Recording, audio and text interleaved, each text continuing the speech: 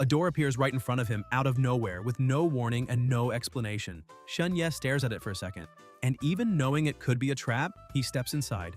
The moment he crosses it, the world completely changes. The atmosphere is different, the danger feels real. This isn't an illusion, it's another world. But then he realizes something insane. He can go back, and not just that, he can cross it as many times as he wants, explore, grow stronger, and bring that power back with him. And this is where everything begins. So without further ado, let's get into the video. The story begins with a frightened boy asking if he is seeing things and whether that is a door floating in the air. He looks behind, realizes there is nothing there, and wonders if it is some kind of magic trick. The boy opens the door and is pulled inside. Confused and unable to understand what is happening, he sees before him an empty place with cracks and blood along the walls and wonders how another space can exist inside the door. He also says it is very dark and asks what kind of place it is and whether anyone is there. A noise is heard, and in front of him appears a horrible and terrifying monster. The boy begins to scream and runs desperately toward the door, apologizing for disturbing it and wishing it a good day. After exiting through the door, he says that place is dangerous, hopes the creature does not come after him, and asks where the door went and whether it really disappeared. At that moment, someone congratulates him for awakening the World Link ability and says that they have finally found him. Frightened, the boy begins looking around and asks who is speaking. The voice tells him not to panic and explains that it is trapped in another world and is communicating with him telepathically. This interdimensional communication is limited, and if he does not want to lose his life, he must do exactly what he is told. The boy asks about this telepathic communication and what is happening. The voice tells him to open his backpack and look for a strange statue inside. Still confused, the boy opens the bag and starts searching until he finds a small, grotesque object. When he pulls it out, he realizes it is a terrifying statue, looking like a demonic skeleton with a huge horn on its head. Frightened, he asks if that is really it, and the voice confirms, saying that it is the cursed statue of the evil Ghost King. The voice explains that someone deliberately put it in his backpack to curse him, kill him, and even steal his soul. The boy is shocked to hear this, but the voice says that despite the attempt, he survived. At that moment, a flood of memories invades his mind. He begins to realize that these memories are not his own, and soon understands that the body he occupies belongs to a student named Shen Ye. The voice then explains that the soul of the original owner of this body was completely destroyed by the statue's curse. While trying to process everything, the boy also recovers memories from his own life and remembers that he died after overworking himself in a world called Blue Star. The very moment the original body lost its soul, his soul crossed dimensions and naturally occupied that empty body. The voice then explains that this was an extremely rare coincidence, and that when this curse fails to kill its target, it can end up granting unimaginable power. This is because the statue carries power accumulated over millions of years by stealing and devouring souls, and now all that energy is about to awaken inside him. Then the voice asks him to open the door again, stating that the door now belongs to him, and that it can appear thanks to his ability called World Link. Because he was so polite when entering the door, he obtained the title Polite Person. Damaged Gray title. Equipping this title grants the following bonus. When he acts politely, people have a slightly better impression of him. The boy asks about this title and says it sounds like a passive ability. The voice warns that its strength is fading and that he must be careful. Whoever placed that cursed statue to capture him will return when they realize he is alive, and they may already be on their way. The boy asks who is speaking and why they are telling him all this. The voice replies that it is because it needs him. The world he saw today is called the World of Nightmares, and it is also where she is imprisoned. He must become stronger, go to the depths of the World of Nightmares, and free her. When he does that, he will be greatly rewarded, but he must not lose his life before that. The boy then realizes the voice has vanished and thinks that he has barely arrived in this world, and already there are people trying to eliminate him. He wonders why, because he saw Shen's memories, and he does not seem to have enemies. So who would want to kill him? He decides to equip that title first. He currently has no way to defend himself, so he will have to go through the door again and see if he can obtain another title. But that terrifying skeleton is inside. Even so, it does not matter, he will go in. At worst, he can just run. As long as he stays close to the door, it probably will not be able to catch him. The boy thinks that skeleton looked incredibly strong, and there is no way he could defeat it, so he wonders if maybe trying to talk with it might work. He thinks communication is what makes humans human. A skeleton is just a finished person, a person eliminated, still technically a person. Maybe he can negotiate and convince it to help him defend himself from the enemies chasing him. With the Polite Person title, his chances should be good. The protagonist opens the door, stares at the skeleton, asks how it is doing, and says his name is Shen Ye, thinking of activating Polite Person. The skeleton keeps staring, and the protagonist offers his most sincere apologies for interrupting its meal earlier. He thinks the title seems to be working and says he would truly like to be friends with it. The skeleton tries to grab him, but Shen dodges and asks whether it really has to be so violent since he only wanted a small conversation. The skeleton tries to grab him again, but Ye exits through the door, falls onto the bed, and says, "That was close." It seems that if the door is destroyed, it simply disappears. He grumbles that he knew it, gray titles are garbage, and asks what new title he got this time. The system notifies him that titles can only be obtained once per day. He has already used today's opportunity and must try again tomorrow. The protagonist says that means he can obtain titles infinitely, but he thinks that if the skeleton keeps blocking the door, he will not be able to obtain better titles tomorrow either. The Eliminator could appear at any moment, so there is no time to waste. It is now or never. He will bet everything on his past life as a top-tier salesman. Shen opens the door, politely asks permission, apologizes for disturbing it, says he is back, and thinks he will close this deal. A very loud noise is heard. The skeleton is now missing one arm, and Yes says there is no point. It cannot eat him, and he can freely travel between the two worlds. He only wants to talk about it. The skeleton tries to strike him again, but realizes it cannot reach him, and the protagonist asks whether it is now interested in hearing his proposal. The skeleton turns around and begins walking away. Shen asks it to wait and not leave. He realizes the skeleton was injured while chewing people. A new bone was slowly growing from the fracture in its left arm, so he asks if that is its left arm. The skull, ribs, and spine are all damaged. The skeleton looks back, and Yes says he cannot allow it to eat him. But the world has many great things for bones, like calcium tablets specifically designed to heal bones. In addition, there are tons of other supplements far more nutritious than he is. If they become friends, he can help buy them. After all, where he comes from, there is a saying, "One would take a bullet for a friend." Buying calcium is nothing compared to that. Although in his case, taking a bullet probably would not be much of a problem either. Then the protagonist asks what it thinks about that. At that moment, Shen notices a light. The skeleton is releasing its power. Shen thinks that is not good and believes he will have to try something else. Then the system notifies him that he has received a contract. Ye realizes it is not an attack but a contract. It seems it worked. On the paper, it says the signatory is the progenitor of Shadow Bones, Gilded Corpse Maker, defeater of the Lord of the Underworld Mictlantecuhtli. Shen comments that these monsters really have serious credentials and asks why there is a pause after the name. It also says that the defeated Lord of the Underworld Mictlantecuhtli is the skeleton's battlefield acquisition officer. Contract content: equal exchange. Addendum: carried out 7 millennia ago when humanity, with its talents for culture, art, and technology, caused the eternal bell of destiny to ring. At that time, even the gods noticed. It hopes he can help restore its strength. It never makes contracts with beings other than gods, so he had better understand the value of this contract. This is a fair contract. If either party is dissatisfied, it can be terminated at any time. Sign the name on the line below to complete the contract. Ye is the human who overcame the curse of infernal beings, gate between nightmares and reality, sole controller of the two realms. Contract complete. Somewhere else, a voice says Ye has just left the hospital and must inform them immediately if he feels unwell. He should take it easy, stay home for a few days, and avoid stress. He should also take that tonic and drink it on an empty stomach because it will help him. And there are the calcium tablets he requested. The protagonist thanks his parents. His mother says he does not need to thank them. Health and safety are what matter most. Shen thinks that in his past life, he was an orphan, so having the attention of a family feels very good. Suddenly, someone knocks on the door and says they are from the East Precinct and are there because of his case. Incidents like that happen countless times every year, are completely unpredictable, and when they occur, all one can do is accept fate. Fortunately, he recovered, which is already a blessing in the midst of misfortune. Ye thinks no. He says the real Shen was eliminated by a monster summoned through a curse, and asks if the next time something like that happens, everyone should simply leave it to fate. The police officer observes him and says he knows he is upset, but there is something he must say. The superiors have already approved it. That hospital will soon be abandoned and no one will be allowed to enter again. He can rest assured there will be no more victims.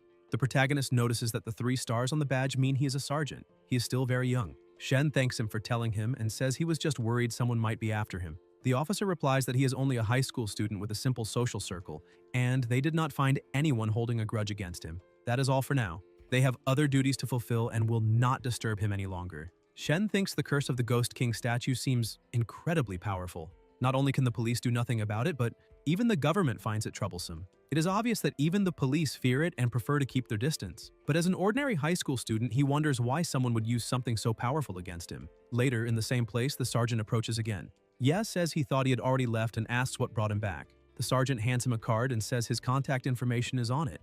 The protagonist thanks him. The sergeant says that if anything seems strange, he should call him directly. Shen looks at the card reading Luo Feiquan and thinks that perhaps not everyone in the police is useless. Even so, he wonders whether he can trust him, or rather, whether he can really help him. He also notices that the sergeant does not seem to be strictly following orders.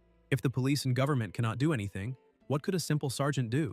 Besides, now that the news that he is alive has spread, whoever wants to eliminate him will not remain idle. The protagonist begins wondering whether these people might also go after his family, and concludes he must become stronger as quickly as possible. After that, Shen opens the door and asks whether the skeleton is there. The creature approaches, and Ye, holding a bag, says he brought the calcium tablets it wanted. The skeleton points to something else inside the bag, and the protagonist asks if it prefers that tonic. The skeleton releases its energy and words appear on the paper saying the other party desires the tonic in his possession. As a battlefield acquisition officer, the giant skeleton selected an item from its spoils of war collection, a relic of an enemy soldier, offering it in exchange for the tonic. It is a low-level crystal nightmare, a relic created by the High Elves, ancient enemies of the giant skeleton. This crystal can directly instill knowledge, abilities, techniques, or information into the user. In the Kingdom of Nightmares, war is the eternal theme. Every civilization and all knowledge exist solely to increase combat capability. Shen comments that a crystal capable of granting knowledge and skills sounds interesting and accepts the trade. The crystals begin to float, and the system notifies him that he learned Moonlit Deer Step. It is a basic movement technique used by alien soldiers. The undead giant and the elves have been at war for centuries, and to counter the undead, the elves created this technique. It allows the user to escape, run, and dodge with great agility. Ye thinks he never imagined exchanging a simple tonic for an elven movement technique. At least now he has some way to defend himself. The skeleton takes the ingredients it requested and disappears into the darkness. The protagonist comments that it still hides in the dark even after they signed a contract and wonders what all the secrecy is about. In any case, he decides to start practicing Moonlit Deer Step for now. When he hears his parents returning home, he realizes it is better to go to his room. The system then notifies him. Moonlit Deer Step, first form, evasion. Required agility points, 3. After evaluating his physical attributes, the system indicates he has only 2 agility points and needs 1 more to use evasion. Shen asks whether it works like a game and wonders how he can increase his agility. At that moment, a voice appears saying he is truly alive and wondering how that is possible. Shen turns and sees a frightening man who says he wants to find out what he is really made of. The man advances, trying to strike him at all costs, but Ye manages to dodge. The attacker comments that he is not bad. The protagonist thinks that was close and realizes the man is an eliminator. He wonders if someone has already been sent after him and asks if there is anything he can help him with. The eliminator replies that he can simply lose his life. The system then notifies him that the crystal granted him knowledge. In the Kingdom of Nightmares, abilities, techniques, titles, and equipment have their own rankings from lowest to highest. Broken gray, normal white, excellent green, exceptional blue, and purple 1 in a million. The higher the rank, the more powerful the effect. The polite person title belongs to the broken gray level. While dodging attacks, Shen thinks it really is an extremely low-rank title, which is why it barely works. Still, he can use Moonlit Deer Step. The eliminator comments that those are just cheap tricks and those idiotic steps will not save him from a bullet. Ye narrowly dodges, and the system sends a friendly reminder. Titles can be consumed to gain status points. The higher the title's rank, the more points obtained. The protagonist asks if those things are consumables, and why the system did not say that earlier. Then new notifications appear. Title consumed successfully. Status points received. 1. Agility increased from 2 to 3. First form, evasion, now available. Shen immediately directs the point into agility. Ye then releases his power, opens the door, and runs inside. The eliminator chases him, saying not to think he can escape. Suddenly, the pursuer stops and asks whether that is a secret passage. The protagonist, already near the door, waves goodbye. The door closes. The eliminator runs toward it, but at that moment, the skeleton appears before him, opens its mouth, devours him, and regenerates its arm. Meanwhile, Shen breathes heavily and says, "That was close." There are probably more eliminators coming. He cannot waste time and must quickly find some self-defense cards. The system notifies him that the sacrifice of a living creature pleased the other party. Adhering to the principle of equal exchange, the other party offers items in return, and the contract is recognized. Pale Shadow Crown, Silver War Medal. Ye is surprised to see 2 at once, and both are green quality. The Pale Shadow Crown is excellent green equipment, an item imbued with high-level shadow magic from the abyss of darkness. Anyone who wears it can disguise themselves as a member of the Elven race. The Silver War Medal is a symbol of honor and merit within the Elven forces of the world of nightmares, granted only to soldiers who achieved great feats. The protagonist comments that the skeleton is very pragmatic. At first it wanted to eat him, but now that it understands the value of exchange, it is practically showering him with gifts. Pale Shadow Crown, he decides to try using it. Shen takes on the appearance of an elf and is very surprised to see that it truly works, saying it is incredible. As soon as he obtains another title tomorrow, he plans to go straight to Elven territory to get more things. Suddenly, someone knocks on the door and asks if he is home. Ye wonders who could be knocking and hopes it is not another eliminator. The person on the other side asks if it is really him and says he is fine, thank God. Then he introduces himself. Chen Haoyu. The protagonist returns to his normal appearance and realizes it is his best friend, the reason he went to the hospital that day to visit him. Shen opens the door and Haoyu immediately hugs him, saying he scared him. Chen cries while hugging him and apologizes, saying it was his fault Shen was dragged into that mess. Ye replies that it is not his fault, that he simply had bad luck and that he should not worry because he is perfectly fine. A woman asks if he came to see her son and the protagonist realizes his mother has returned. His mother says his father went to see the grandfather to try to obtain more of those super tonics and asks whether he has already taken the tonic. Shen replies yes. Chen asks about the super tonic and comments that it is extremely rare, something even rich people have difficulty obtaining. His family must have very strong connections. The mother says it indeed took great effort to obtain it.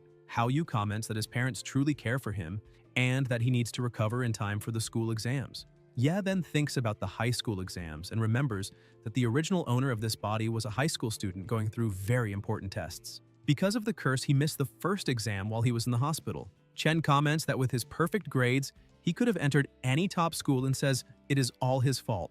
The mother intervenes and tells him not to blame himself. Her son missed the strength test, but if he performs well in the agility test, he can still enter a good school. The protagonist thinks the exams in this world are different from anything he has seen. They are not only academic, they also test physical strength and agility. So that is what the statistics mean. No wonder Moonlit Deerstep has an agility requirement. Even so, he is being hunted at that moment. Going to school would be like painting a target on his back. Shen begins to tremble and thinks maybe he should give up the exams. His mother notices, approaches him, hugs him, and says that if he does not want to take the test, it is fine. They only want him to be safe and well. Ye looks at her and says not to worry because she does not know how strong he is now. He thinks that if he said he would give up the exams, she would agree immediately. Even so, the protagonist says he will go to school the next day to attend the review sessions. Memories continue flooding his mind. His grandfather and the entire family appear to be very important and influential people. However, his parents have a terrible relationship with the grandfather and the rest of the family. They never asked for help and always lived through their own efforts. Although life is not luxurious, it is decent enough. Therefore, there is absolutely no chance they could afford a super tonic like that. They probably had to humble themselves and beg the grandfather to obtain it. Even so, their real son has already been eliminated, and that is one more reason for him not to let all that effort go to waste. The three of them end up having dinner together. The next day in another place, many students are studying. Shen looks at the material: body mechanics, introduction to psychic energy, strength training. The curriculum in that world is really different. He thinks it is a relief that there are so many people at school because no eliminator would dare act in a place like that. If he can enter a good high school, there will probably be much more powerful teachers who can protect him. At that moment, a student approaches and says Zhao is looking for him and that she is in the corridor. The protagonist thinks he remembers her as Ye's friend. She used to constantly bother him about studying and asks if she is looking for him. Zhao replies that she heard he returned to prepare for the exams and that he did well on the first one, so he must be feeling confident about the rest. He will probably enter the province's elite high school. Shen congratulates her. Zhao then says she only wanted to say that he should not look for her anymore. The people around hear it and begin teasing, saying the school beauty is rejecting him. Zhao explains that she means they will soon follow separate paths. They belong to different worlds and eventually will have nothing to talk about. They do not need to continue this, but they can still be friends. Ye wonders if he missed an exam and now she came only to twist the knife, thinking that is too much. Zhao says she deleted his contact information and hopes he lives well from now on. The protagonist replies that he remembers that during all these years she always came to his classroom to find him and that he never looked for her. In fact, he never wanted to be friends with her in the first place. With the exams approaching, he hopes she is serious and stops bothering him so he can study in peace. People begin commenting that Shen was the top student and Zhao was always chasing him. Now that he missed an exam, she publicly abandoned him. The girl beside Zhao says he received so many gifts from her and asks if that is how he talks to her, saying he is a disappointment. Yibing crying says they were friends. Ye thinks she is clearly underestimating his top-tier sales abilities and replies that yes, he accepted her gifts. But accepting gifts does not mean accepting her. Some people say they agree. The protagonist continues saying that if she really cared about him, she would not try to tie him down with gifts. She has the right to find someone better. He has nothing else to say. If she wants the gifts back, he will pay for them, but she should not even think about them continuing to be friends. The girl comments that he is a jerk. Others say he is the worst because Zhao was completely in love with him and he treats her that way. They ask if he thinks he is so important just because he has good grades and how he dares to embarrass her like that. Even so, Shen simply walks away. Yibing thinks everyone believes they are defending her, but that would completely destroy Shen. Now he appears to be the rejected one. With everyone watching, his reputation is ruined. Suddenly, someone steps in front of Ye and orders him to stop right there, saying she did not give him permission to leave. The protagonist looks and asks if he is not Sun Ming, the third-ranked student, and says class is about to begin, so he needs to move aside. Sun replies that he was absent from school for several days and is behind on the news because he has become much stronger. Now Shen is no longer the top student. If he does not want some bones broken, he had better apologize to Bingbing immediately. Shen says he misunderstood everything. Zhao was the one who asked him to come, he was not bothering anyone. But fine, whatever, he will apologize. Ye apologizes and says she won so she can keep bothering him if she wants, and asks if she is happy now. The protagonist runs away and people are surprised to realize he was crying. Zhao says she was not trying to force him, and that he should not listen to Sun. She herself becomes confused, wondering why she said those things and thinking that idiot Ming is messing with her head. Sun is also confused because he came to support Yibing and now everything is chaotic. He asks if anyone saw that and what just happened. Sun moves forward to throw a punch but Shen dodges. People are surprised and Sun himself asks what that was. Some comment on his speed. He seems much more agile than before. If he had put any strength into that kick, Ming would already be on the ground. Ye releases an intimidating aura and asks what else he wants. At that moment, someone arrives asking what everyone is doing gathered there and says the exams are about to start so everyone should go to the field. The students run immediately afraid of being scolded by the teachers. Sun says this is not over yet. On the field, the protagonist is stretching when Chen approaches and comments that the test will take a long time. Just look at the line. It will be a while before their turn comes. He mentions that a new comic shop opened behind the school and asks if Shen wants to check it out while they wait. Shen suddenly remembers something. Yesterday, he was so tired he fell asleep the moment his head touched the pillow and forgot to collect the title of the day. This is the perfect time to obtain a new title. He replies that he will pass and asks Chen to hold his place in line, saying his stomach is bothering him and he needs to go to the bathroom. Then, Ye walks away and enters another place. Someone who had been spying on him follows holding something in their hand. This person begins searching for him inside the bathroom and asks where he went since they saw him enter there. The protagonist, now with the appearance of an elf, crosses the door searching for the skeleton. Suddenly, he notices a pistol on the floor, checks it, and realizes it is loaded. He says that at least now he has something to defend himself with in elven territory. Although he has never used a gun before, he wonders where the skeleton went because time waits for no one. A light begins to shine and a voice calls him. Shen asks if it is that mysterious voice. The voice replies that it does not have much power to help him, but says he must take that. It is a human symbol. Suddenly, Ye disappears and appears somewhere else that looks like a forest. The protagonist says his head is spinning and asks if the teleport worked and whether he is really in elven territory. He observes the dagger the mysterious voice gave him and wonders why he received it. Suddenly, someone asks who is there. They are 3 elves who call him Fern. Shen is surprised. The elves say he finally arrived and took long enough. If he had not appeared soon, they would have had to declare the mission a failure and return. The protagonist replies he had a small problem, so he is late. While speaking, he realizes something important. The 3 are wearing the pale shadow crown just like him. In other words, they are not actually elves. They say it does not matter because at least he arrived. They already gained the trust of that elven tribe. The villagers believe they are heroic soldiers recovering from injuries suffered on the battlefield. The plan is to attack at night, eliminate the tribe chief, and seize the treasures. Then they ask if he is ready. Shen touches his forehead and says, of course, saying his hands are already itching. One of the elves tells him to stop touching there and warns that he cannot remove the pale shadow crown. Ye replies he was just adjusting it because it is not very comfortable. The other says that if he exposes the true undead identity, they will all be doomed. Shen thinks it was exactly as he suspected.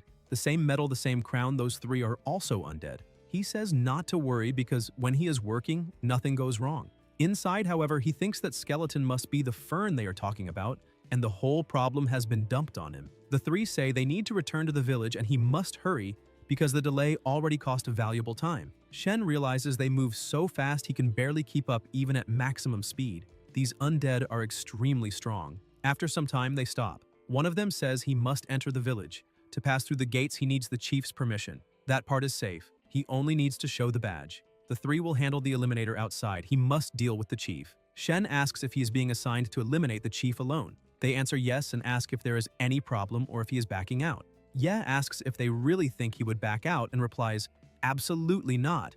He says they can leave it to him. Inside, however, he thinks he is completely doomed. If he dared say no, those three would probably eliminate him immediately. But assassinating the elven chief inside his own fortress is practically a suicide mission.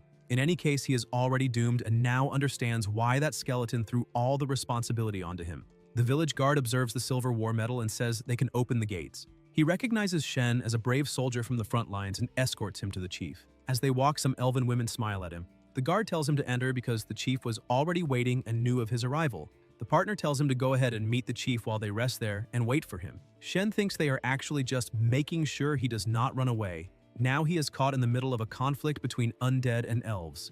Even so, there is a positive side. If he can somehow complete this mission, he might secure a truly incredible title. Then the protagonist enters in silence. The chief has his back turned, holding a book. When he notices Shen's presence, he closes the book and welcomes him. At that moment, Shen's eyes widen as he receives a notification. His door has the ability to analyze titles, and now he can see the titles of other beings. Spirit of the countless forests, heir to the ancient throne of the tree, mighty lord of nature, grand master of the arcane arts, guardian of the kingdom of nightmares, one of the 5 heads of the world. Yi wonders if all of those really are that elf's titles. Meanwhile, his own title is only polite person. He realizes he was completely naive to think he could pull this off. Those undead outside are far stronger than he is, and even they would not be crazy enough to face someone like that. Polite person against spirit of the countless forests, heir to the ancient throne of the tree, mighty lord of nature, grand master of the arcane arts, guardian of the kingdom of nightmares, one of the 5 heads of the world. Simply perfect. The chief then says he appreciates his efforts and that he may rest well in the village before continuing his journey. The protagonist uses the door's magic and teleports to the dining hall. His partners say he has arrived and that he should eat something. It is still early and they can rest a little. Soon the target will join the party. When he lowers his guard, that will be their chance to act and they will provide cover. Shen thinks about that cover and realizes that in truth they intend to use the confusion to escape. If things continue like this, it is the same as waiting for his own end. He needs to do something. An elf girl approaches, calling him uncle, and asks if she may request a dance. She says dancing with a hero from the front lines would be a great honor. Ye replies that she can, but he does not know how to dance. The elf says not to worry because she can guide him. Then the two begin to dance. Shen thinks that at this rate he will end up being exposed. If not for this absurd situation, dancing with a fairy like her would truly be wonderful. He needs to find a way out. The elf asks why he is so quiet and whether his brothers are like that too. Could the battle on the front lines have been so intense that it wounded his spirit? Shen replies that no, he was just thinking. He says he dances very badly, apologizes for her invitation, and asks her name. The elf replies that her name is Lonnie. Ye says he would like to do a trick for her as an apology and asks if he may. Lonnie gets excited and says, of course, that he can show it. She comments that actually his dancing was not that bad. Then she gives him a bracelet as a small reward for the trick, but warns that if it is not impressive, she will want the bracelet back. The protagonist replies that it is no problem. Shen climbs onto the table and asks everyone to pay attention. He says that now he is going to show a trick that no one there has ever seen. A great human transformation. He claims he can transform into a human. Everyone grows curious and tells him to show them, because they have never seen a magician capable of transforming into a human.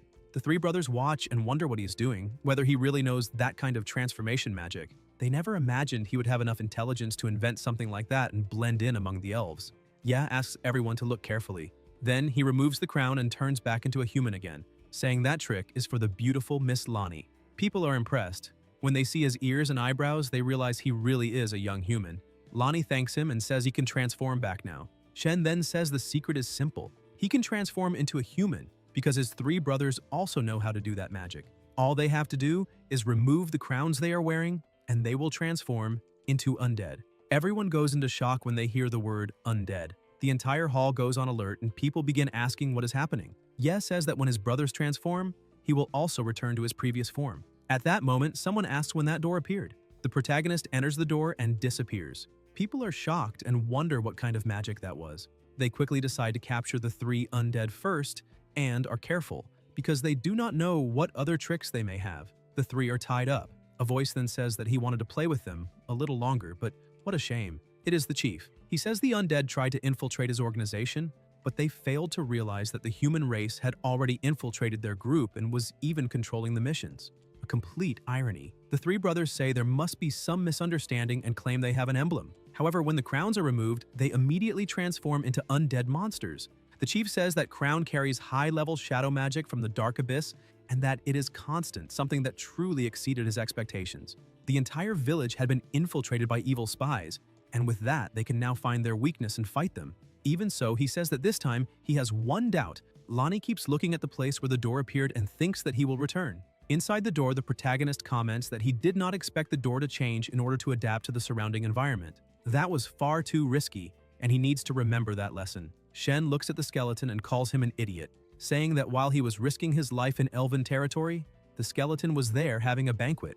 The skeleton asks if he is still alive. Ye then asks if he could speak the human language and says that he gave him the pale shadow crown on purpose, trying to get him killed. The skeleton asks how he survived and wants him to tell everything, saying that if he tells him, he will pay a fair price.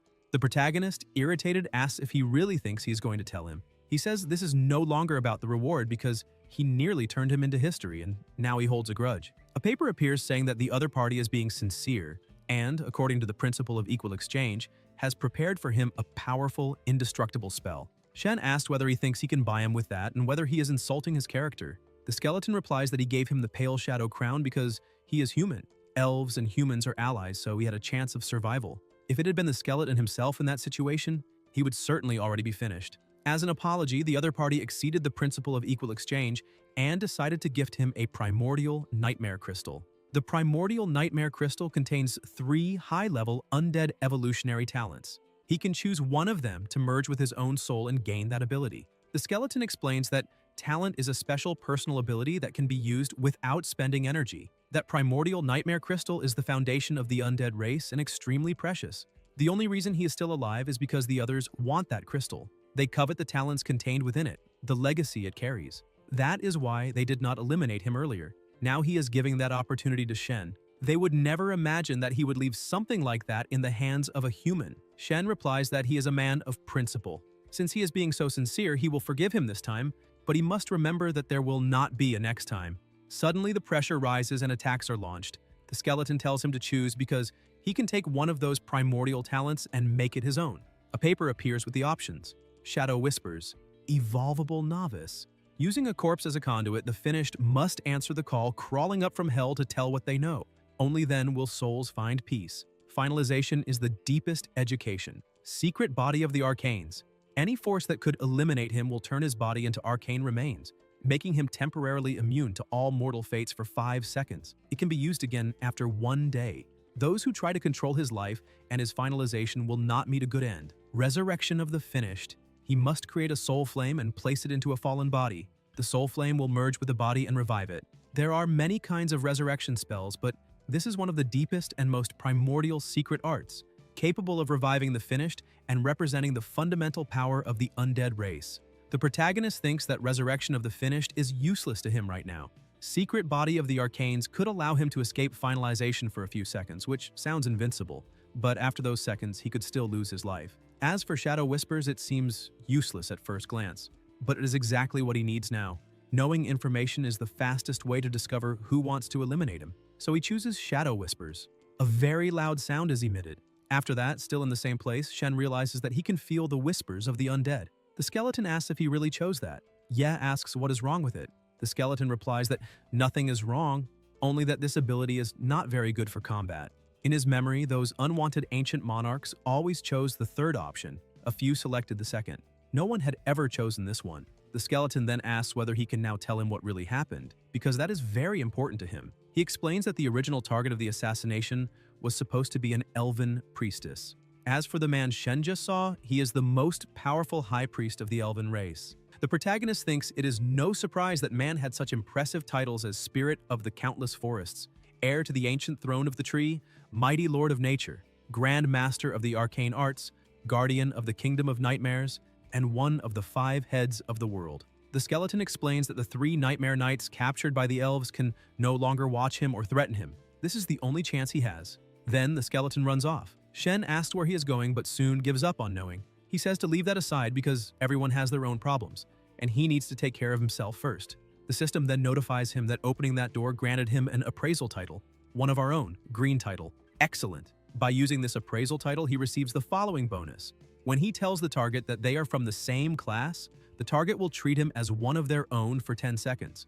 After that, the target will forget everything that happened before. This title can only be used once per day. The target's total attributes cannot exceed 3 times his own. Otherwise, the target may resist the title's effect. He also obtains the bracelet of Nature's Blessing. Shen comments that bracelet was given by Lani and that it truly is green quality, something very good. The system confirms that the green accessory is excellent and rare. When wearing this bracelet, spiritual power increases slowly over time. Ye comments that it is not bad at all. A short sword, a green rank title, a green bracelet, and a pistol. It was a great haul. He needs to keep those things well hidden and not let anyone see them. Somewhere else, someone announces the agility test. Chen is next, so he should get ready and begin. The protagonist cheers for him from the stands. While running, Hao Yu thanks him for the support and says that this is easy, that he can handle it. Suddenly, Chen trips, and some people laugh, saying he is a fool and that it serves him right because he was acting too full of himself. The examiner says he scored 71 points and should be grateful that this is not the end of the road. Then the examiner calls the protagonist and asks him to prepare himself. Ye takes the test with great agility. People are impressed, saying that he is very fast. The jets of ink cannot hit him, and his posture is very good, as if he were gliding on ice. Some comment on whether, after leaving the hospital, he became even faster. The protagonist thinks that with the experience he has, that test is very easy. He only has to use a bit of moonlit deer step to dodge the ink jets. From a distance, a man with glasses watches and comments that that boy has impressive agility. The young man beside him explains that he used to be first in the class, but he missed the first test, which was a shame. That is why he called the man over to see if there is any chance of helping him. The man replies that he seems to have a good grasp of elven footwork. If his mental strength is also good, maybe it will be possible to give him a chance. The young man asks whether full marks in mental strength would not be excessive, and comments that he remembers Shin's mental strength was nothing special. Even so, they say it is better to wait for the result of the mental strength test. Maybe he will surprise them. However, only full marks would meet the requirements. The examiner then announces that Shen obtained full marks in agility and comments that if he had not missed the first test, it would have been perfect. The protagonist thanks him and says he still has not given up on entering high school. Soon after, lunchtime is announced. Whoever wants to eat should go now because the remaining test will continue in the afternoon. Chen comments that no wonder Shen is so good. After all, he got full marks. He suggests they go eat something. Shen replies that he can go wash up first, while he himself will head to the study room to read a little. Somewhere else, Ye places his face on the book and complains. He says that mathematics, physics, and chemistry he can more or less keep up with because they are similar to those of the old world. But language and history are a mess. The history, the important people, the events, and even the literary works of that world are completely different from those of the old world, which leaves him utterly confused. Suddenly, someone approaches and flips the table over together with the books. It is Sun, saying that he already said this was not over yet. The protagonist asks if Zhao was the one who sent them. Sun replies that she does not even care about him. During the time Shen was not at school, his strength reached level 27. Now he wants to see who is better, Shen's 2 points of agility or his own 2 points of strength. They are going to find out who the true leader of the year is. Shen asks why all of this, since they are classmates. He uses the trade ally and says that there's no reason for such a fight. Soon the ability affects everyone there, and Sun says he has no choice because Yibing cried and asked him to take revenge. The others also say they did not want to fight, but they like her very much, and besides, Shen seemed very arrogant, so they wanted to teach him a lesson. However, they end up saying it is better to leave it alone. Since they are classmates, maybe it is better not to do anything. Ye thinks that, thankfully, this is only a school fight. No one there truly wants to eliminate him. The effect of same class member lasts only 10 seconds, and it is already almost ending. When the effect ends, the others say that now they really are going to finish him off. The protagonist thinks that is the problem. He can only use the title once per day, a truly annoying limitation. The system then notifies him that he has unlocked a special entry, receiving 3 attribute points. Shen decides to put the points into strength. The system informs him that, besides the 3 newly obtained points, he can also redistribute the point he had put into agility. He thinks about it and realizes he can alter his attributes freely. That way, he could stop being a fast fighter and turn into a tank whenever he wants. So he decides to place all 4 points into strength. New notifications appear confirming the successful increase. His strength rises significantly. A boy grabs him from behind and says not to run this time, wanting to see him face Ming head-on. Sun advances with a clenched fist and asks if he is ready to break some ribs. Ming lands the blow, but the protagonist feels no pain at all. Sun becomes confused until he realizes his own fingers are breaking. A normal human, without special training, has basic strength and agility both equal to 1. The protagonist easily breaks free and punches the face of the boy who was holding him. People are shocked to see that and begin asking how he managed to withstand Sun's punch without suffering any damage. Strength, as a basic attribute, does not represent only brute force.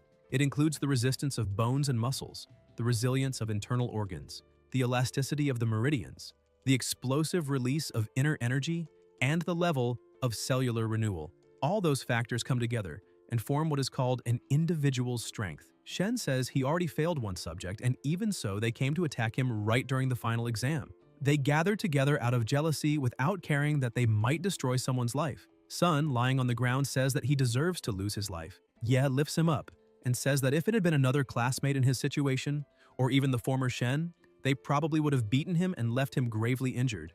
Ming then says it was their mistake and asks him to forgive them this time. The protagonist, still holding Ming, says that he humiliated him, assaulted him, and tried to destroy his future, and asks whether he still thinks he deserves forgiveness.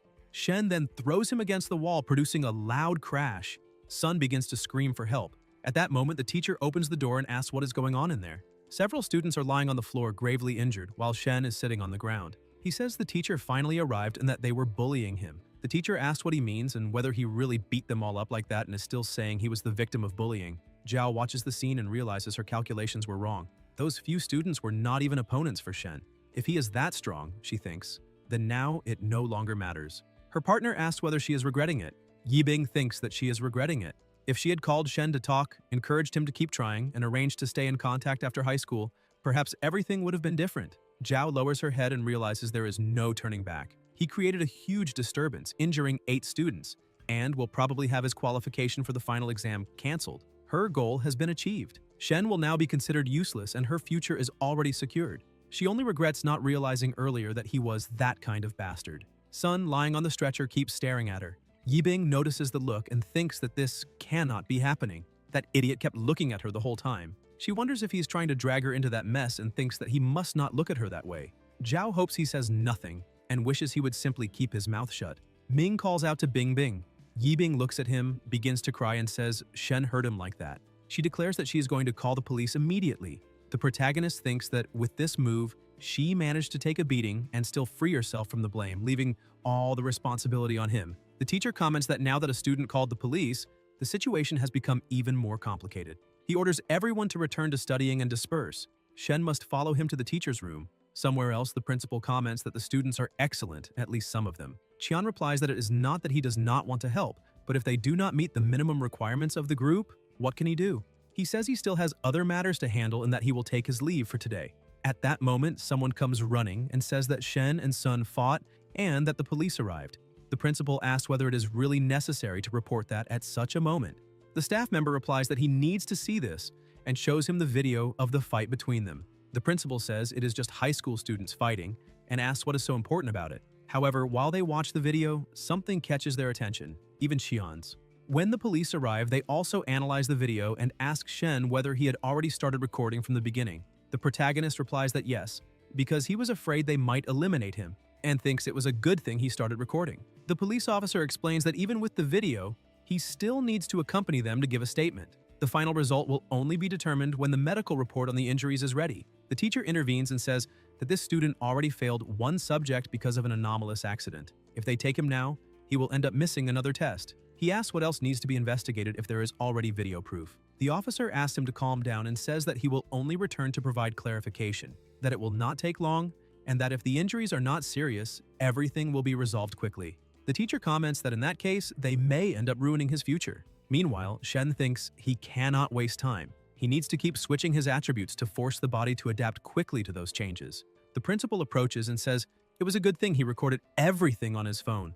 Otherwise, the injuries of the other students would have been enough to get him expelled. The teacher comments that Qian finally arrived. Qian agrees and says that Shen's physical condition and abilities already surpass those of the other students. Fighting with them made no sense at all. He watched the video of the fight, and even though it was only half the recording, he noticed that Shen controlled his own strength during the battle. He asks if that was really the case. Ye confirms it and says he was afraid of ending up eliminating someone. Qian replies that he truly is a young man of great character. The combat technique he demonstrated during the simulated exam was perfect, and he already deserves a recommendation. He says he would like to speak with him. The protagonist takes the card he hands him and thinks about what the Human Martial Arts Group means. It is an organization that preserves the legacy of various forms of martial knowledge, possessing vast intellectual property rights and copyrights over countless martial arts manuals. For ordinary people, entering that group is like a fish leaping through the Dragon Gate, leaving the common class behind. It is the true path to ascension. Shen observes Qian and realizes that his mere presence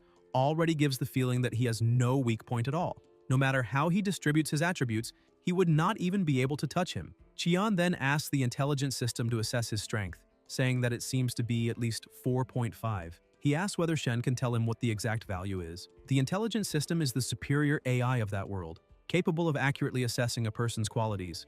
Ye thinks that is impressive. If he has the protection of someone like Qian, he will not need to worry about eliminators. So he replies that his strength is 5. The principal and the teacher are surprised. Qian also shows surprise and says he truly did not expect that. The protagonist asks if that value is very high. Qian explains that at the elementary education level, reaching 4.5 already exceeds the evaluation standard. Reaching 5 is even more extraordinary. With that level of strength, he would already be capable of operating some models of combat armor and using ancient weapons, even if they are damaged or only of common level. In addition, his performance on the movement exam was perfect, which already guarantees the right to a recommendation. He can join the group. Qian says he will arrange a new evaluation for him. Normally that would not be permitted, but in order not to waste a talent like his, the group has authorization to suggest to the Department of Education that they carry out reevaluations and additional tests for certain special candidates. So it is decided that someone will help arrange everything for him. As for the investigation into the fight, that will be up to the authorities, but the timing of the reevaluation will be taken into consideration. Qian then asks, just out of curiosity, what his mental power level is. His agility already reached the standard, so that will not affect the evaluation. The protagonist thinks he cannot seem perfect in everything, so he decides that a mental power level of 3 should be enough. He raises 3 fingers. Qian smiles. The teacher is even more surprised and asks whether 3 is already considered high, commenting that his mental power truly is not ordinary. Qian asks whether he can demonstrate it, explaining that a level of 3 is already enough to move objects with the mind. He suggests that Shen try moving a chair. Ye thinks that he only needs to raise the mental power attribute to 3 in order to do that. At that moment, the police officer tells them to stop. His partner asks whether they are leaving now. The officer replies by asking what else he expected. A student with strength 5, perfect movement, agility of at least 4, and mental power nearing 3 can only mean one thing. That means he has the potential to reach the top. A genius of that level cannot be controlled by ordinary people. They can only endure this situation for a little longer. Qian becomes very excited and says he never imagined he would witness a day like this. He begins to recite, "Once a forgotten beggar lay in the streets. Today his song makes even the gods bow to its rhythm when the time comes. The cosmos grants him power, and he will fly to the realm where light never loses its life. Today is the day of the lucky student, and also his own." The principal comments that it is a beautiful song and says he has never heard such a lovely voice. The protagonist finds it strange and wonders if he should sing too, but realizes he would not even know how to do it. Qian asks the two of them for a moment, saying he would like to speak with that young man in private. He lights a cigarette and asks what his goal in life is. Shen replies that his own name already contains his goal. Qian says that is a good beginning and asks what his heart truly desires. Ye answers that, at the very least, he wants to be strong enough so that no one can knock him down again. He wants to be capable of protecting himself and his family. Qian says that today is the day he takes the first step toward his dream and asks him to attack. The protagonist calls him a strange and frightening old man. Qian smiles and explains that he does not want words but fists. Shen takes an attacking stance and thinks about redistributing his points to strength. He clenches his fist while Qian observes him. Suddenly, the protagonist realizes that he cannot move. Qian explains that this is a technique, a way to immobilize an aggressor. He says Shen should learn something like this so he can protect himself better. He asks if he wants to learn it. Shen replies that it is incredible and says he wants to learn. Then Qian pulls out a gun, points it at his own head, and fires. Afterward, he says that is also a technique, a secret art of the organization. This technique can block all kinds of projectiles, even sniper shots. Ye replies that there is no unbreakable defense in the martial world, only attacks too fast to counter. Qian asks if that line is good and where he read it. The protagonist answers that he invented it himself. Qian says he truly has natural talent. Then he finally makes the invitation. He wants Shen to join the Hidden Dragon Project. He explains that the Hidden Dragon Project is a program created by the organization to train rising talents. He intends to recommend Shen to 3 of the best martial schools in the world. Before that, however, he will need to pass an extremely rigorous admission exam. It is not the standard high school exam, but one created by the 3 schools themselves. Ordinary people almost never have the chance to take it, because it is normally monopolized by the children of noble families. Shen asks what noble families are. Qian explains that they are families that possess ancient knowledge, artifacts, and bloodline pacts inherited from divine beings of ancient times. These ancestral families possess more martial legacies than even the group itself. They also control vast lands, populations, and wealth. These supreme families live separated from ordinary people by a nearly insurmountable abyss. Shen begins to wonder if that means grandfather Shen belongs to one of those families. Qian continues explaining that the Hidden Dragon Project was created precisely to find hidden talents among ordinary people. They will help Shen enter the most prestigious academies. Even if he fails the exam, they will still guarantee him a place in a high-level school. If he manages to enter any of the 3 great schools, the organization will provide full support, offering resources and guidance to develop his talents. When he reaches the peak, he will return to the organization to work with them, naturally receiving the best possible compensation. Ye then realizes that he finally understands. This is a world where supreme strength reigns. He accepts the invitation. At the same time, he thinks about his family. They once belonged to a noble family, but for some reason his father was banished by his own father. Now that they live as ordinary people, whenever an anomaly occurs, the police do not even dare to help them. His parents had to beg and borrow just to obtain a single doctor, something that for his grandfather's noble family would have meant nothing. Today he injured someone, yet he will not suffer serious consequences because he has already become strong enough to stand above the rules that normally apply to people like him. Qian then says that if he is ready, he should sign the document and provide his fingerprint. Shen thinks he now understands why all the teachers repeat so often that humanity can only survive by relying on the strong. That is how civilization continues to exist. Qian adds that he may think more carefully before deciding. In fact, other organizations will probably contact him soon. Shen replies that Qian was the first to approach him and also helped him out of a difficult situation. For that reason, he is willing to join the organization. Qian says he is a decisive young man and that he knew there was something special about him. Since he is still a minor, they will also need a guardian's signature. Ye replies that it is not a problem because his parents should be at home. Qian says that is excellent and that they must hurry. If another organization arrives before them, everything will be lost. He says he will return as soon as he finishes. Qian then moves quickly, disappearing in the blink of an eye, leaving the protagonist surprised by how powerful he is. The principal asks how the conversation went. Shen replies that he already signed and that Qian is on his way to speak with his parents about the contract. The principal becomes very excited and says that is fantastic, that the whole school will be talked about across the city. Ye's phone rings. It is an unknown number. When he answers, it is Luo. He says he discovered some information about Shen's situation and would like him to come to the police station. At the station, the sergeant asks him to look at something. The protagonist has felt a strange sensation ever since he entered the building, an uneasiness that is difficult to explain. Luo shows him a photo and says it was taken by accident. Someone handed the image to him because of the recent rumors about the hospital. The photo is from the day of the incident and shows a suspicious man on the roof across from the hospital. He asks if Shen knows that man. Shen zooms in on the image and says he has never seen that person before. The sergeant explains that according to forensic experts, the man appeared to be trying to activate something. He asks if Shen was carrying anything unusual that day. Ye thinks that man was probably the one who activated the cursed statue of the evil Ghost King. However, the sergeant clearly has not realized that yet, and since the statue has already turned to dust, all the clues have disappeared. He cannot mention the statue, so he replies that he was not carrying anything unusual. He also thinks that everyone died because of the statue's curse, yet he survived. Telling anyone that would only cause trouble. The sergeant finds the answer strange and asks if he felt anything unusual that day, such as shortness of breath, dizziness, or loss of control of his body. The protagonist realizes that the questions seem to indicate the sergeant already knows something. At the same time, the uneasy feeling inside the station keeps growing, as if something is hidden there, waiting for the right moment to act. Suddenly, Shen remembers something and comments that his backpack was open, even though he was sure he had closed it before leaving school. Luo asks whether he checked the backpack. Shen replies that he did not and that he should have checked earlier. At the same time, he notices a slight movement in the sergeant's hand as if he were about to do something. Shen decides to redistribute all his status points to agility. No matter what happens, he must be ready to run at any moment. He wonders whether he could run faster than the sergeant, but imagines that the sergeant's attributes must be on a completely different level from his. Ye lifts his foot slightly and thinks he cannot make a mistake. He prepares to open a passage beneath his feet just in case. If something goes wrong, he only needs to kick the table and fall directly through the door. At that moment, the sergeant's phone rings. The protagonist thinks he almost triggered his escape by accident, but this might be his chance to get away. He decides to leave while the sergeant answers the call. The sergeant tells him to stay where he is.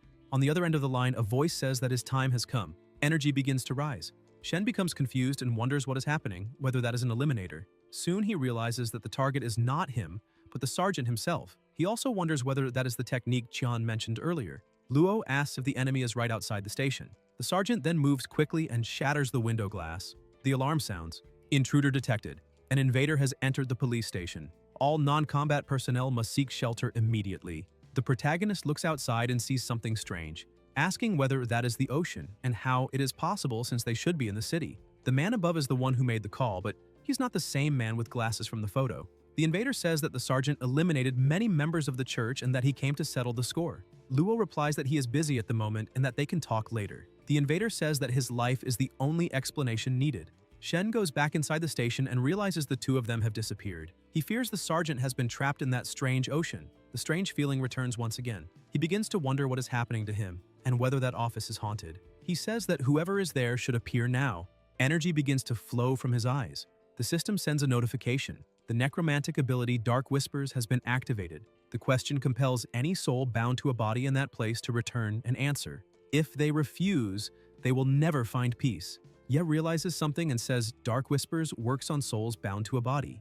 That means there is a body inside the sergeant's office. Then a voice responds, giving thanks. The protagonist, frightened, asks who is there. The voice replies that it never imagined it would return to its own body using that old rotting shell just to answer questions. Shen realizes the voice is coming from the closet and thinks the body must be inside. That voice sounds familiar. It cannot be. The voice says a hunter was finished by his own prey and asks whether afterward the killer disguised himself to take his place. Shen opens the closet and finds Luo there, with his hands tied and already dead. The voice says that it is indeed him. Ye asks what happened. Luo replies that the man with the dark glasses from the photo eliminated him. That man was an eliminator. He explains that he was a special operations soldier with balanced strength and agility. To fight at his best, he needed top-level equipment, but one moment of carelessness was enough for him to be defeated. At the critical moment, his weapon failed, and after killing him, the enemy assumed his identity to lure Shen to the station. The protagonist asks what his objective was. Luo replies that he does not know exactly, but the imposter definitely wanted answers. Shen thinks that makes sense.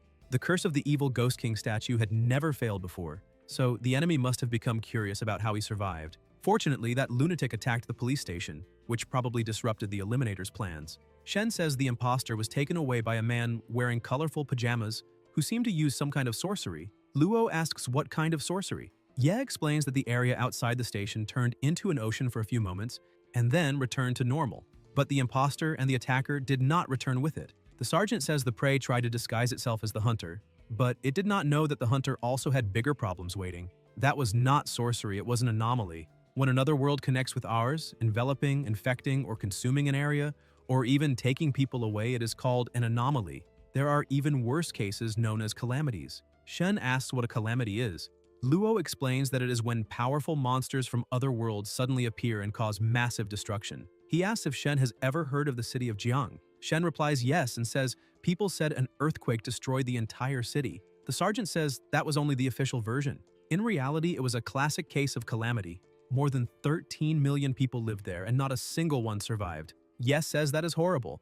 Luo replies that there is no time to mourn. That anomaly was temporary and the Eliminator may return at any moment. The protagonist asks whether that means he is still in danger. The sergeant says yes and tells him to go to the armory on the 3rd floor. Outside, there is a silver panel on the wall where he must enter a code. After hearing the code, Shen comments that it is enormous. Luo explains that there is a special pen outside the armory. He must write the code on the wall with it. When he reports the truth, he will receive protection. Time is running out, and that is his only chance to stay safe. The system then notifies him that the other party has said everything he could. The soul has departed. Shen looks at the completely lifeless body and finally understands. No one wanted to get involved in his case because things like this happen all the time. In this world, those who are not strong enough are crushed. He wonders whether he should expose the Eliminator's identity, but concludes it would not help. The enemy may have accomplices within the station itself. With the abilities he displayed, he could eliminate Shen instantly. The only option is to follow Luo's instructions and secure his safety on the 3rd floor. Shen rests his head against the closet and thinks he may never be able to avenge the sergeant with his current strength. Even so, he makes a vow. No matter what happens, he will avenge Luo and ensure he rests in peace. Suddenly, a phone rings announcing that an anomaly has occurred and that everyone must gather on the ground floor for inspection. Soon after, the door opens. A police officer says there was an attack and that everyone must go immediately to the central cyber system for a scan. They must go downstairs and speak quickly with Sergeant Luo and with Shen. The officer tries to reassure him, saying he knows he is scared, but that the target of that attack was Sergeant Luo. Therefore, he is safe. In addition, everyone there are police officers and they will take good care of him. Then the officer looks at the closet and notices something strange. He says the body was moved and asks whether the student did it. He then moves quickly around the office, searching everywhere. He jumps onto the desk and says he searched the entire room but found no one. Confused, he asks whether the student ran away. The Eliminator comments that they eliminated so many people just to boast in front of a 15-year-old boy and still managed to ruin everything. The officer replies that unlike them, he is not so useless. Over the radio, he informs all units that Ye should be considered a strong suspect in the incident and orders an alert to be issued throughout the entire city. Soon after, the system announces that the environmental scan of the central cyber system has been completed and that everyone must gather in the plaza in front of the hall for inspection. At that moment, the door appears. The protagonist opens it and checks whether they have already left. He concludes he was right. The Eliminator really had accomplices. He thinks he could hide in the Kingdom of Nightmares until everything is safe, but that would mean losing the chance to make those Eliminators pay for what they did. He needs to reach the 3rd floor and report everything. Shen jumps through the window, sees the empty corridor, and decides to act quickly. He must enter the code on the wall. Suddenly, a voice appears saying he was sure he heard something up there. It is the officer asking what he is doing there. Ye begins writing the code on the wall and replies that the final exams are coming, so the teacher gave him some extra math problems and he needs to study.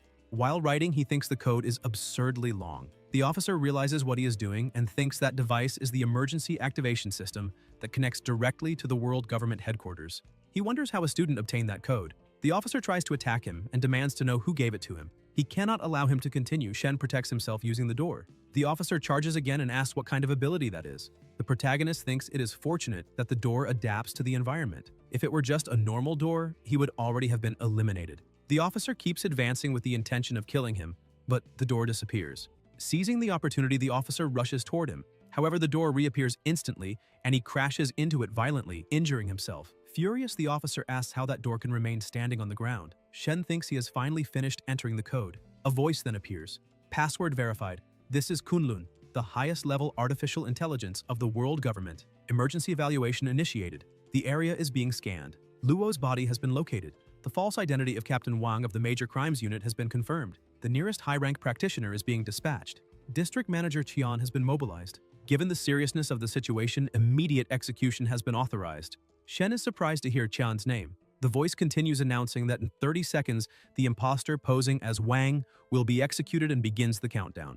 The officer shouts that he is calling reinforcements and says they are dreaming if they think that will work. 30 seconds are more than enough to eliminate Shen and disappear. Ye runs toward the door, but the officer grabs his arm and asks if he really thinks he will let him escape. Just as the strike is about to land, something happens. Qian appears and hits the officer with a devastating attack, destroying him with a brutal impact. Qian then says there is no unbreakable defense in the martial world, only attacks too fast to counter. A voice asks if he really thought they would perform a real countdown. Qian asks Shen if that looked cool. Shen replies that it was incredible and thanks him for saving him. Later, in the National Security Office, Qian says he can handle everything else, but Shen must be honest about how he obtained the access code. Ye explains that Sergeant Luo gave him the code earlier, saying he was being hunted and that he should use it if something happened. Qian says he understands. It seems the sergeant already knew that both the Silent Church and that Eliminator were after him. The man who caused the previous anomaly belongs to that organization. They are a group of dangerous fanatics. Luo probably crossed paths with them during some case. The protagonist sighs and says the death of Sergeant Luo is truly a pity. Qian agrees and says he also thinks it is a great loss. He did not know him long, but he could feel the sense of justice in him. Perhaps that very righteousness led him to his death. Qian adds that Shen was lucky. The Eliminator impersonating Luo would have succeeded in killing him, but fate interfered. Kunlun has already traced the Eliminator who was after him. He belongs to the Eliminators League. They accept contracts only online, so they still do not know who hired the assassin. Shen comments that someone capable of killing the sergeant must be extremely skilled, which means the contract price must have been high. That suggests whoever hired him probably has a lot of money. Qian says he is a clever boy, but the real question is why someone would spend so much to eliminate a simple high school student like him. They are still investigating that. Ye then asks about the Kunlun system that appeared when he used the code. He wants to know why the sergeant did not call for reinforcements earlier if that system could have been used to ask for help. Qian replies that Kunlun is the central AI of the world government. It was the one that assigned him the rescue mission. Normally, the AI does not handle small incidents like that. It only intervenes when someone uses one of the special access codes. As for why the sergeant did not use that resource earlier, it was because he did not know his weapon had been compromised. An employee then explains that it was Luo's steel exoskeleton. His primary weapon had been sabotaged by a virus planted in the system, rendering it useless. However, the moment the sergeant died, the system began functioning again. That means someone did it intentionally, someone close to him. Kunlun has already assigned an investigation mission. and they will discover the truth. The protagonist thinks he now understands why the sergeant said his weapon was defective. Such a strong and honorable officer abandoned his position to pursue the truth to the very end. Even after dying, he still tried to help him. Yet he lost his life without even being able to use his own weapon when he needed it most. Qian says that now that Shen is part of the group, he will give him the first lesson. He must remember it well. No matter what happens, he must always be wary of people with ill intentions. People like that are more frightening than monsters. Shen replies that he will remember. Qian then tells him to come with him because he arranged to meet his parents. Ye asks about the two who were trapped in the anomaly. Qian replies that specialists will handle it. That entire area will soon be isolated, so they need to leave. The protagonist asks why Qian will not stay to deal with the situation at the station, since he seems strong enough to face those two. Qian replies that he is being naive. No one knows what someone might bring back after passing through an anomaly. He recounts that once a man came out apparently normal from an anomaly caused by the church. In the end, they discovered it was only an empty human skin. Inside it was a creature no one had ever seen before. That thing destroyed half the city before they discovered its weakness. That is why Qian prefers dealing with eliminators rather than facing the church and anomalies. Most people think the same way. Even so, Shen does not need to worry. Those two will face something far worse than the man stuck to the wall. Suddenly, Qian realizes something, takes out his phone, and asks someone to run a background check. The name he mentions is Mengyu. He wants to know what her relationship with Luo was. However, when he hears the answer from the other side of the line, his expression changes.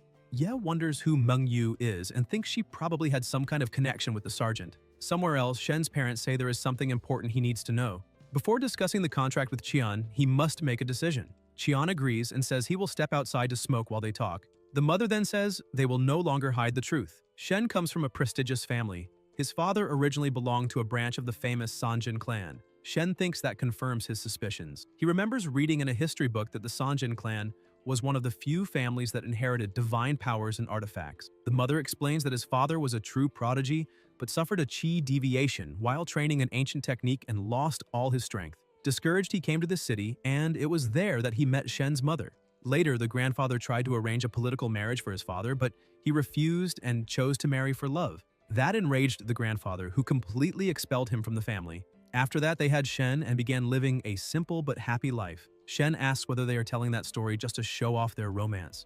His father replies that is not the reason. They are telling it because the talent Shen has shown is far beyond ordinary. If he returns to the grandfather now and acknowledges his bloodline, the old man will certainly accept him. He could become a disciple of the clan and gain access to extraordinary resources and privileges. The heritage of a prestigious family is something most people can only dream of possessing. However, if he joins the human martial arts group, he will lose that opportunity forever. The choice is his. Whatever decision he makes, they will support him. Shen then says he has already decided. He will join the human martial arts group. His mother asks if he is sure. If they speak to the grandfather, he could live a life filled with wealth and comfort. Shen says he does not want to go back. He does not want his parents to have to beg again because of him. If his father managed to move forward on his own, then he can do the same. He believes in himself. His parents say it is his life, and they respect his decision. He has grown up. Shen thinks that over the years they almost never returned to the grandfather's house. Whenever they did, they were received coldly. Neither the grandfather nor the rest of the family treated them well. The only good memories he has of that place are from childhood, when he played with other children of the family. In his past life, he faced constant loneliness and hardship. Only now does he truly understand the meaning of a family's love. Qian says they are welcome to the human martial arts group. The protagonist thinks that a cold family like the Shen clan is something best left in the past. Qian continues by saying that in a few days he will participate in the admission exams for the 3 most prestigious schools in the world. Until then, he would like Shen to remain at the group's facilities preparing himself. He asks the parents whether that is acceptable. The mother replies that it is wonderful. Those are the best schools in the world, so their son should not pressure himself too much. He just needs to do his best, as he always has. Shen then says they can consider him officially part of the team from that moment onward.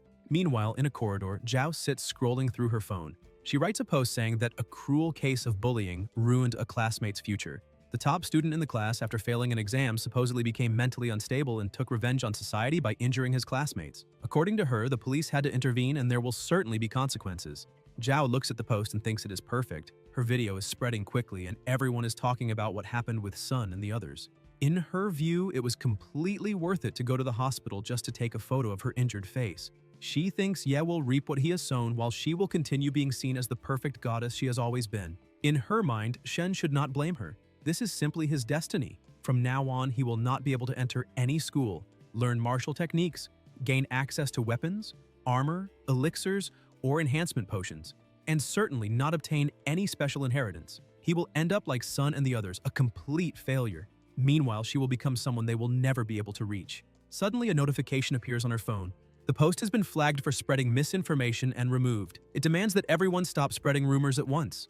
Otherwise, both the platform and the human martial arts group will take legal action against those responsible. Zhao's eyes widen when she sees that the post has been flagged for spreading misinformation. She asks if that is really possible, remembering that there is clear evidence that Shen acted in self-defense. Zhao says she cannot believe it and questions again why this information is not being released, what the human martial arts group has to do with the case, what the school is saying, and what their official position is. Soon after, another piece of news appears. Shen has signed a contract with the human martial arts group, and the 5 best schools in the province have offered him guaranteed admission. When Yibing sees this, she slumps down in discouragement and thinks about how close she had been to success. She wonders how Shen managed to enter the human martial arts group and how he was able to achieve all of this. Meanwhile, at the human martial arts group, Qian informs them that the police have just sent the report and that the case is closed. A major battle took place, many people died, and one of them was captured alive. The protagonist asks if the situation was really that serious. Qian replies that he simply eliminated that individual and because of that earned 5 merit points. Shen asks what merit points are. Qian explains that they function as an internal currency used to purchase special items such as techniques, materials, information, and souls. It was precisely information that made that entire operation possible. But since Shen still does not hold an official position, he will not receive merit points. At that moment, Ye receives a notification on his phone informing him that, due to his significant contributions in that battle, the government has decided to grant him a special reward. Since he is still underage, a more appropriate form of compensation has been chosen. The package has already been sent and must be collected in the main lobby of the Human Martial Arts Group building. The protagonist asks if he really received a reward and what it might be. On the 105th floor, Qian comments that in high school they only teach the basics, and that true martial arts techniques are only learned in higher education. So he believes the reward must be a good combat technique. Shen says he really needs some offensive moves because he has already been targeted several times, and if it had not been for pure luck. Qian says he knows, and that for now, Shen should avoid going out, because he will personally investigate those assassination attempts immediately. An employee reports that the online rumors have already been resolved, and Qian says that is good, adding that from now on, Shen is officially part of the group. This month's funds have already been transferred to his account, and he should spend them wisely. The butler asks the student to follow him so he can show him his room. Qian tells him to feel at home because he still has work to do and cannot accompany him, but Shen can call him if he needs anything. Shortly afterward, a girl approaches, introduces herself, and congratulates him on joining the human martial arts group. She says he is amazing and that, since she is younger, she will call him Big Brother. She says she wanted to thank him for all the support and admiration during this time and hopes he studies hard, trains hard, and becomes a very important figure. The world is vast and worth fighting for together. She says she believes in him and comments that she managed to get VIP tickets for her next show and would really like to see him there. Later, Ye watches a video of her playing on the television in his room, and the protagonist realizes that she is actually his favorite celebrity. He looks around and notices that everything in that room was prepared exactly according to his tastes. The flowers, the paintings, the books, the snacks, the drinks, the sports equipment, and even the presence of the celebrity. Shen steps outside and comments that for a mere recruit, the group really went to great lengths and that this is the prestige that comes with power. Ye looks at the 105th floor and thinks that anyone would want to be up there, above the clouds, because who would not want to ride the wind, climb higher and higher, and witness breathtaking landscapes? He then says that at midnight, that night, he will enter the nightmare realm once again, because he needs to obtain another title, this time a decent one. He needs to become stronger and cannot afford to fail the admission exams that will take place in 2 days.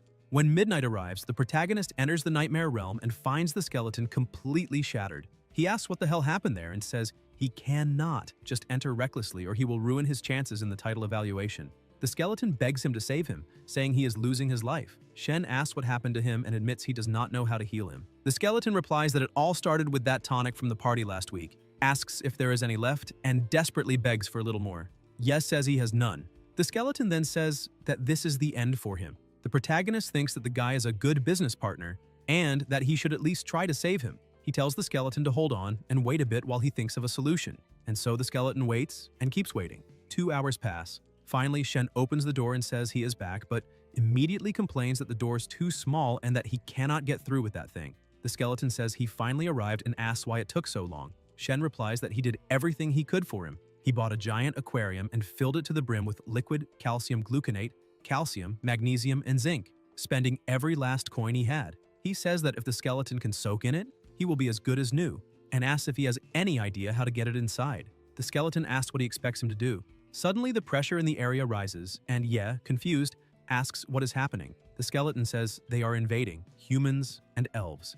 That place is actually a secret passage. Outside lies the fortress of the undead, and humans and elves are launching a full-force attack. The battle is not over yet, but he is too weak to fight. He tells Shen to grab that spatial ring and put it on immediately because he needs to hide. An energy begins to move and the skeleton is hidden inside the ring. At that moment, an explosion occurs on the inside, but the protagonist manages to close the door in time and it disappears. Shen says that was close, because he would have turned to dust if he had been caught in that explosion, and asks if he is hiding inside the ring now. The skeleton says yes. Spatial rings cannot store living creatures, but fortunately he himself is undead. Ye thinks he knew that that bony guy had some hidden treasure, and that he would not give it up easily. The skeleton tells him to raise his hand toward the aquarium and absorb it while he jumps inside, so he can soak in that liquid, whatever it is. The protagonist comments that he is clearly not an ordinary skeleton. Ever since the elf village, he had been suspicious of his identity. After all, who is escorted by 3 of his own kind to eliminate an enemy leader? He says he does not care and will not start worrying about it now, but reminds him that he saved him today. The skeleton asks how he wants to be rewarded. Shen says he is going to his world today and needs full cooperation. The skeleton asks if he did not see the insane battle outside and what if he loses his life going back there? Then he says to forget it, that he respected his privacy and Shen should respect his. But he needs to hear one thing. All his powerful treasures are already gone. The ones he used are finished, and the help he can offer is limited. Ye asks if he is a battlefield scavenger. The skeleton says he is responsible for looting the battlefield, but he never expected to find anything truly good because truly powerful items are taken immediately by the enemy when their owners fall. The protagonist thinks that the secret passage outside leads directly to the undead fortress. If he disguises himself as a soldier and wanders around the battlefield before returning, he should be able to obtain a new title. So he asks if he has any undead soldier equipment, preferably something that can mask his human aura. The skeleton summons several items. Shen looks at them and asks what all that junk is, if he is some kind of scrap collector. The skeleton replies that those torn pieces of armor are cruel reminders of the horrors of war, but if he searches carefully, he should find something useful. Ye feels relieved and says he almost managed to assemble a full set. That horse token is not bad because it can summon a skeletal warhorse. The skeleton says it is perfect and that he already smells like someone ready for finalization. That centurion mask is exactly what he needs. The protagonist asks what is special about it. The skeleton replies that it is imbued with a powerful aura of finalization. With that and the equipment, no other undead will notice the disguise.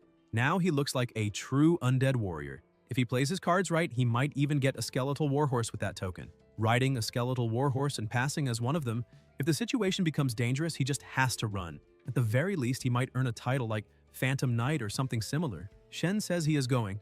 The skeleton warns him not to dare lose his life because if he gets finalized, they will find the ring on him and then he himself will have problems later. Ye is about to enter the door and says he will try his best not to lose his life. When the protagonist enters, he realizes the place is completely destroyed. He picked up a dagger in the lands of the elves and intends to use it to have a bit more protection this time.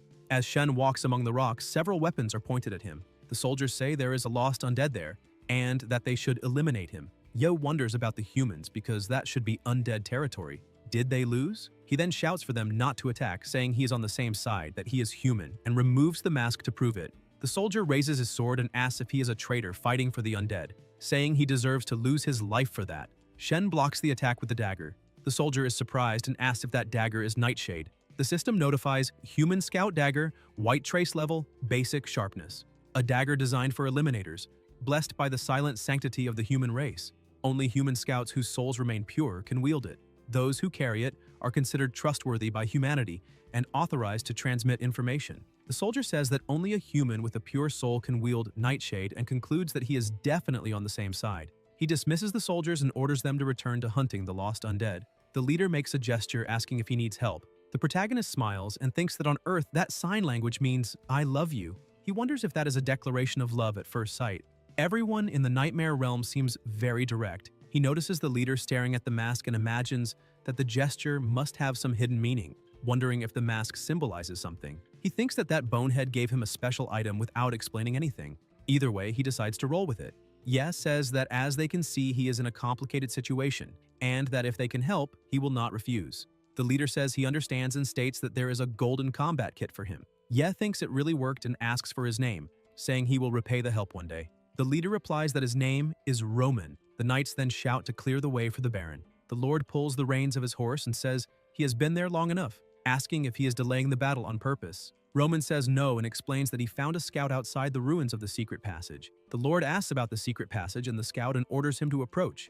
Then he commands that the scout be arrested immediately because he suspects he is an undead spy. Roman says he is carrying a nightshade dagger, but the Lord interrupts and orders him to be silent. He says he knows that the bearer of Nightshade has a pure soul, but he still needs to know what his mission is. The protagonist asks who he is and what gives him the right to question his mission. The man replies that he is Baron Warren of South Eagle Castle.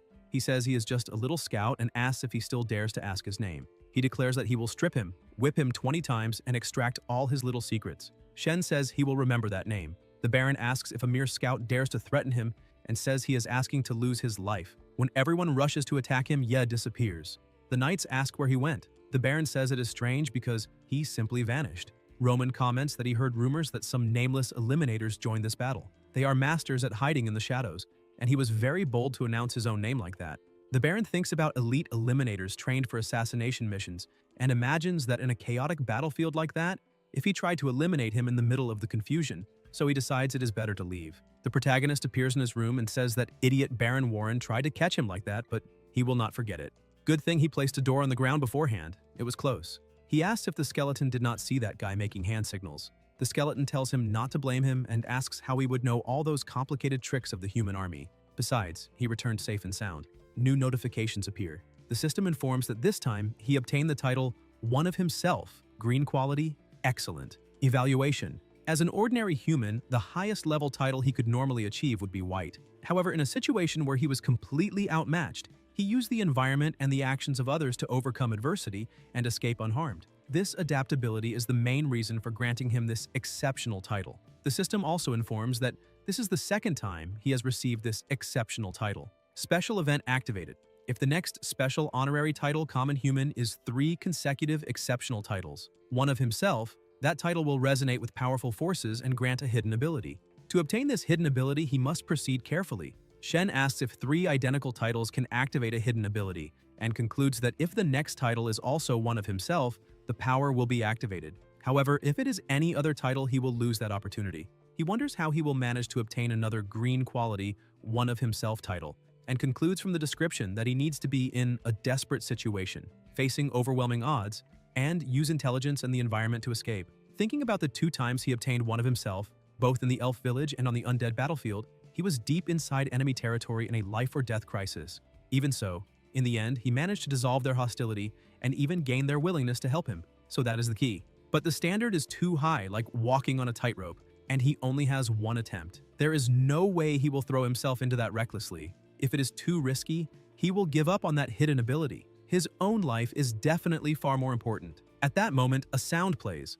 A voice informs him that he has a visitor. It says the visitor identified herself as a member of the Luo family, that her identity has already been verified by the group, and asks if he wishes to receive her. The protagonist thinks about the sergeant's family. The sergeant lost his life investigating his case and even saved him after being finalized.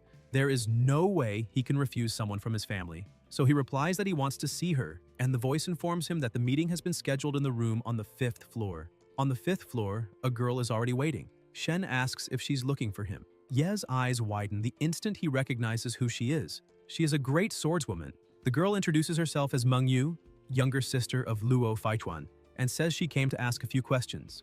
The protagonist thinks about titles. He has met many people, but even manager Qian does not have a title. None of those humans, undead, or elves in the Nightmare Realm had titles either. Only the elf high priestess had a long list of them. This girl is only the second person he has seen with a title. So she was the one who made the manager turn pale just by hearing her name. Mengyu says her brother tracked down his eliminator, the Shadow Man. During the fight, his weapon malfunctioned, which resulted in his finalization. Later, she discovered who sabotaged the weapon, 2 colleagues driven by jealousy of his achievements, and she already eliminated all of them. Hearing this, Ye's eyes widen immediately, and he asks about the information, saying that the eliminator had been captured alive yesterday. He asks if that means she also eliminated the other 2 who sabotaged the weapon. Mangyu says that is correct. She ended the lives of all of them. The protagonist thinks that she talks about it so naturally. So this is what it means to be a great swordswoman. Mangyu continues and says her brother was a man of limited talent. She guided him into a good school, secured a good job for him after graduation, and arranged a good wife to continue the Luo family line. Everything was following the plan. She only wanted him to live a safe and protected life. Shen thinks he always considered the sergeant a prodigy and does not understand why she insists on saying he was a man of limited talent. Mangyu says that, however, her brother ended up betrayed, his body tied up and hidden inside a closet, and asks why he remained silent. She asks if he is suggesting that she should allow others to humiliate her brother without seeking revenge. Ye replies that he is not, that he was just thinking, and asks if she will not have problems for eliminating those men. Mangyu says she understands his doubt. He carries the surname Shen, but he has never lived among noble families, so he would not understand. No matter how ordinary her brother was, he was still a member of a noble family. Losing his life in such a humiliating way at the hands of an eliminator was unacceptable. She, representing the family, restored their honor, and no one will dare question her actions. Moreover, the eliminator's mother had the surname Zhao, and he had adopted her name. She interrogated the eliminator, but he had no idea who hired him and did not know he had eliminated a member of the Luo family. Now that everyone has been finalized, the trail has gone cold. That is why she came there. She wants to know if he has any idea who wants him dead or if he suspects anyone. She says even a vague guess would be useful and asks him to name a few people because she will handle the rest herself. The protagonist says that honestly he has no idea who is behind it, but she already avenged Sergeant Luo by eliminating those responsible. Mangyu says that is not enough. They still need to find the person who hired the eliminator. That eliminator killed her brother, so she needs to eliminate both the assassin and the person behind everything. Only then will her brother rest in peace. Suddenly the sky is split in half and Shen is shocked, thinking she just did that, yet he did not even see the moment when Mangyu drew her sword. She asked him to think carefully and asked if he noticed anything strange, any detail or unusual event. Then she asks if, as a member of a noble family, he has ever had any conflict with other families or might have made enemies without realizing it, also telling him not to be intimidated by their power or influence. If he needs help, he can come to her anytime. Ye says his family does not get along with the Sanjin clan, but they rarely have contact. When he visited the place, he only spent some time with children his own age and did not offend anyone. Then he remembers something. The first time he was attacked, he heard terrified screams in the hospital and comments that there might have been witnesses. Mangyu says she will investigate that immediately and promises to inform him as soon as she finds something. Then she gives him her contact information, thanks him, and says she must leave. The protagonist simply asks her to be careful. Soon after, Qian appears behind him and comments that that strike was terrifying. He also mentions that when Mangyu arrived, she specifically asked if he had any intention of hurting him. Shen admits he was worried because he feared she might blame him for Luo's death, but it seems everything is fine. After all, she is the most talented member of the current generation of the Luo family, and even among other noble families, she is considered exceptional. The protagonist asks if she is still in school or if she has already started working. Qian replies that she will take the high school entrance exams this year and that she is in the same grade as him. Qian tells him not to feel discouraged because noble families often possess secret inheritances and begin training their children from a very early age, so it is normal for them to be much stronger than others of the same age. If he had grown up within the clan, he would probably be just as strong as her. Shen replies that, in fact, he feels more relieved than anything else. She is on his side, and if she discovers who is behind all of this, it will be a great help. Then he says he will return to his room and sleep a little. Qian agrees and tells him to go ahead, adding that tomorrow he will call some tutors to guide him on what to watch out for in the exams. Back in his room, Ye is still indignant and comments that, as expected from someone from a noble family, Mangyu is incredibly strong. Noble families stand at the top of human civilization in that world? Then he pauses to think, what if someone from there wants him dead? If that is the case, they could simply spend money freely to hire eliminators from the league and his life could easily end. Shen concludes that he needs to learn some offensive skills as soon as possible. He cannot rely on a great swordswoman to protect him all the time. In the end, he himself is his best bet. Then he asks if there are still any nightmare crystals left, the ones that grant abilities, and asks the skeleton if he still has some of those crystals. The skeleton replies that everything he possesses are undead abilities, and that, since Shen is not undead and does not have a soul flame, he would not be able to use them. The protagonist then asks how he managed to obtain that Moonlight Deerwalk crystal last time, and the skeleton replies that he found it purely by luck. Shen wonders if he will really have to wait until higher education to learn a decent offensive move, but quickly concludes he does not have that kind of time. Besides the eliminators after him, the exams are approaching, and those noble family kids will not be easy opponents. He comments that he has not even checked the combat kit Roman gave him yet. Ye begins to search, but finds only a first aid kit and asks if there is anything useful there. Then he wonders if there might be a nightmare crystal inside and hopes it is a good ability. Among the items, there is also a message saying that the Shadow Hand Brotherhood has set up an information drop point at the main camp, and that if he finds a tent marked with 3 vertical daggers, he can submit his reports there, because the Shadow Hand is waiting. The protagonist asks if there is no ability there, and the skeleton replies that it seems that human Roman mistook him for a member of the Shadow Hand. Shen thinks for a moment and concludes that he already obtained a title today and will not get another one even if he returns to the Nightmare World, which makes this a perfect opportunity to explore. So he asks the skeleton if he found that Centurion mask he left behind and whether they can still go back there. The skeleton says it should be somewhere near the secret passage, although he does not remember exactly where, and asks why he wants to know. Ye explains that the human army captured the undead outpost outside the passage and that he plans to dress like a soldier to return to the Nightmare World, then asks if there is any human equipment available. Ye says that now he looks like a soldier from the borderlands of the kingdom and asks if he sees the wolf emblem on the shield, explaining that it is their symbol. Since the undead eliminated the humans of the kingdom, no one will question a survivor. The protagonist asks about a crystal and the skeleton replies that it is a distress letter from the kingdom's lord that also works as a token. He should carry it with him because it will be useful when he leaves. Shen says that is new and asks why this sudden concern for his well-being. The skeleton replies that he saved him the previous night and he needs to repay the favor. Ye tells him to tell the truth or he will drain all the calcium supplement. The skeleton then admits that he needs to help him gain some prestige in the Nightmare World so that he can purchase high-level materials to heal his wounds. At night, in another place, several dead and wounded soldiers are scattered around. One of them calls for help and tells his brother to hold on because the base camp is just ahead and he will be treated quickly. Meanwhile, the protagonist is hiding behind a rock observing the scene. He thinks there are still some soldiers cleaning the battlefield, so he cannot act recklessly. If he encounters that squad from before and they recognize him, he is finished. There are many bodies there, so he decides to try gathering some information. He finds a giant undead, hides behind it, and orders it to wake up, saying he has a few questions. He asks if it knows anything about that mask, but the undead says it does not. Ye runs off and tells it to rest in peace. The protagonist starts asking several undead about the mask, but no one knows anything. After a while, Shen sits on the ground behind a rock and wonders how he is supposed to find a needle in a haystack. Suddenly, Ye notices something. A werewolf. He comments that werewolves have an incredible sense of smell and might be able to help. So he asks if he has seen or smelled anything like that mask. The werewolf says he has seen the mask before. It belongs to a centurion who now has only one arm. Then he remembers that he is a wolf, not a dog. The protagonist says he can go back now. Shen then notices an arm on the ground and wonders if the Whisper of Darkness will work. He asks if anyone is still there. The arm starts trembling and suddenly makes the same sign Roman made earlier. Ye becomes excited and says that is the characteristic gesture of the Shadow Hand. It seems they found the right person, and that this is probably the mask's owner. Then he asks if he has anything to say. The hand points to a shoe. The protagonist goes to the boot and says it smells terrible, but there seems to be something inside. Shen shakes the boot. The system sends a notification saying he discovered enough special items to unlock the auxiliary skill item, Knowledge, allowing him to see descriptions. A description appears. Night Shadow Insignia, Blue Quality, Exceptional. The insignia is engraved with deep, arcane runes capable of activating specific weapons. Without the corresponding weapon, it is only a useless ornament. Ye wonders if it is connected to some weapon.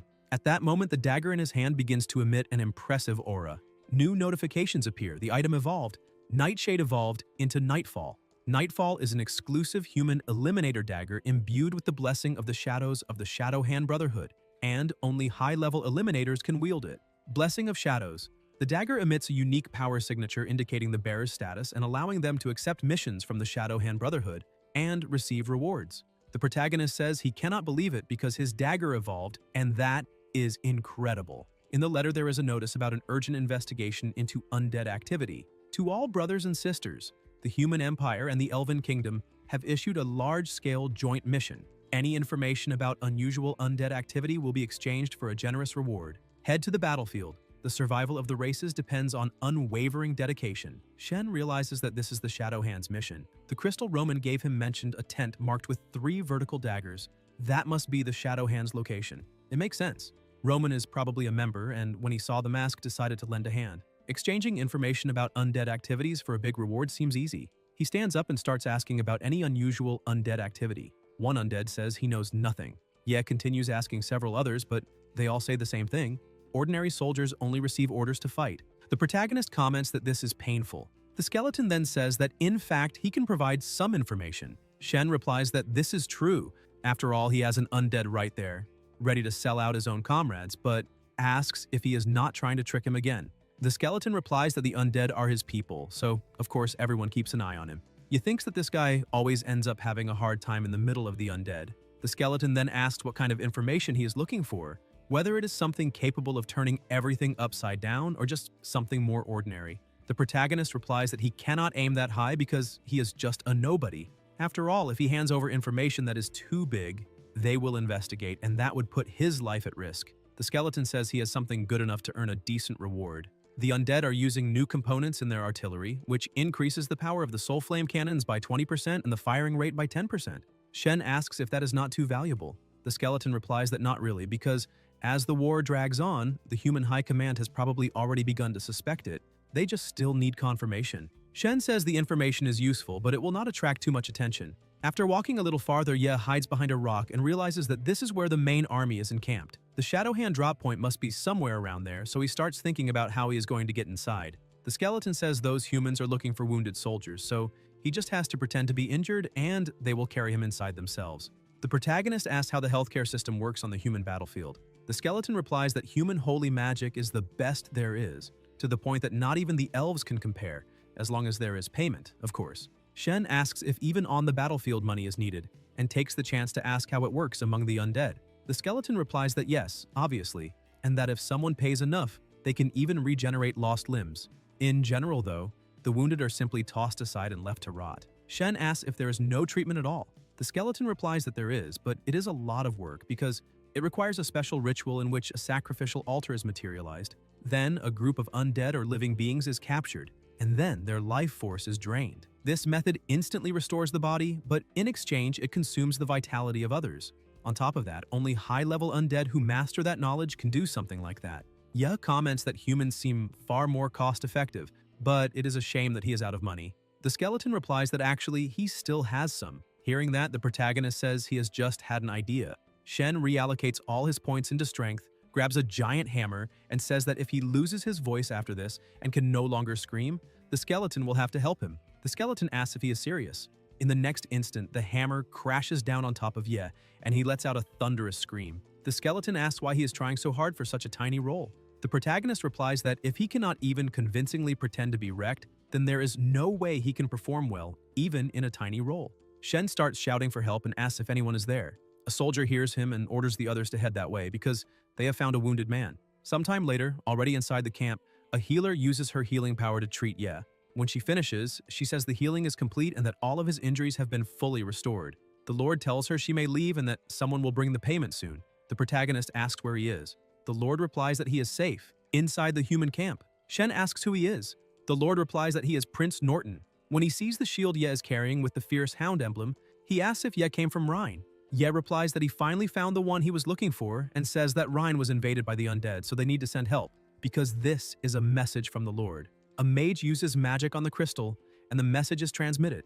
The people of the Empire hear the voice of the Lord of Rhine, who promises 300 gold coins and a large piece of land to anyone capable of bringing troops to save the territory because they need help. The mage says that it really is Lawrence's voice, and that the crystal is authentic as well. Prince Norton replies that Ye really did come from Rhine, but there is something he needs to know. Rhine has already been destroyed. The undead invaded the territory, and unfortunately, he is the only survivor. The protagonist's eyes fill with tears. He begins listing several names, asking if no one survived and saying he cannot bear hearing that. Norton says that he crossed through hell and came back, and that surviving the stone hammer of that giant undead cannot be called anything other than a miracle. He states that Ye is Rhine's last hope and says that now he needs to rest, without worrying about anything else.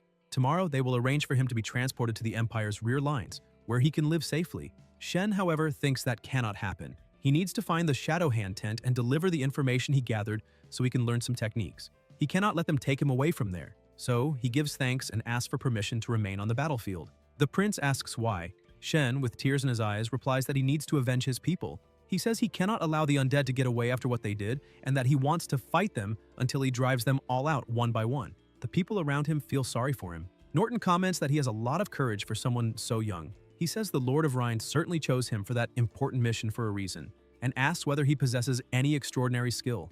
Ye replies that he is fast, claiming that no one his age in all of Rhine can move faster than he can.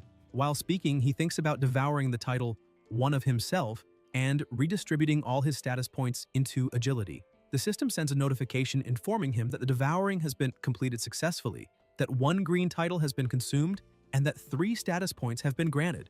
According to the order he gave, all status points are allocated into agility. The protagonist steps out of the tent and asks the Lord to watch. Shen then begins moving at an impressive speed, running all over the place and quickly circling the entire area.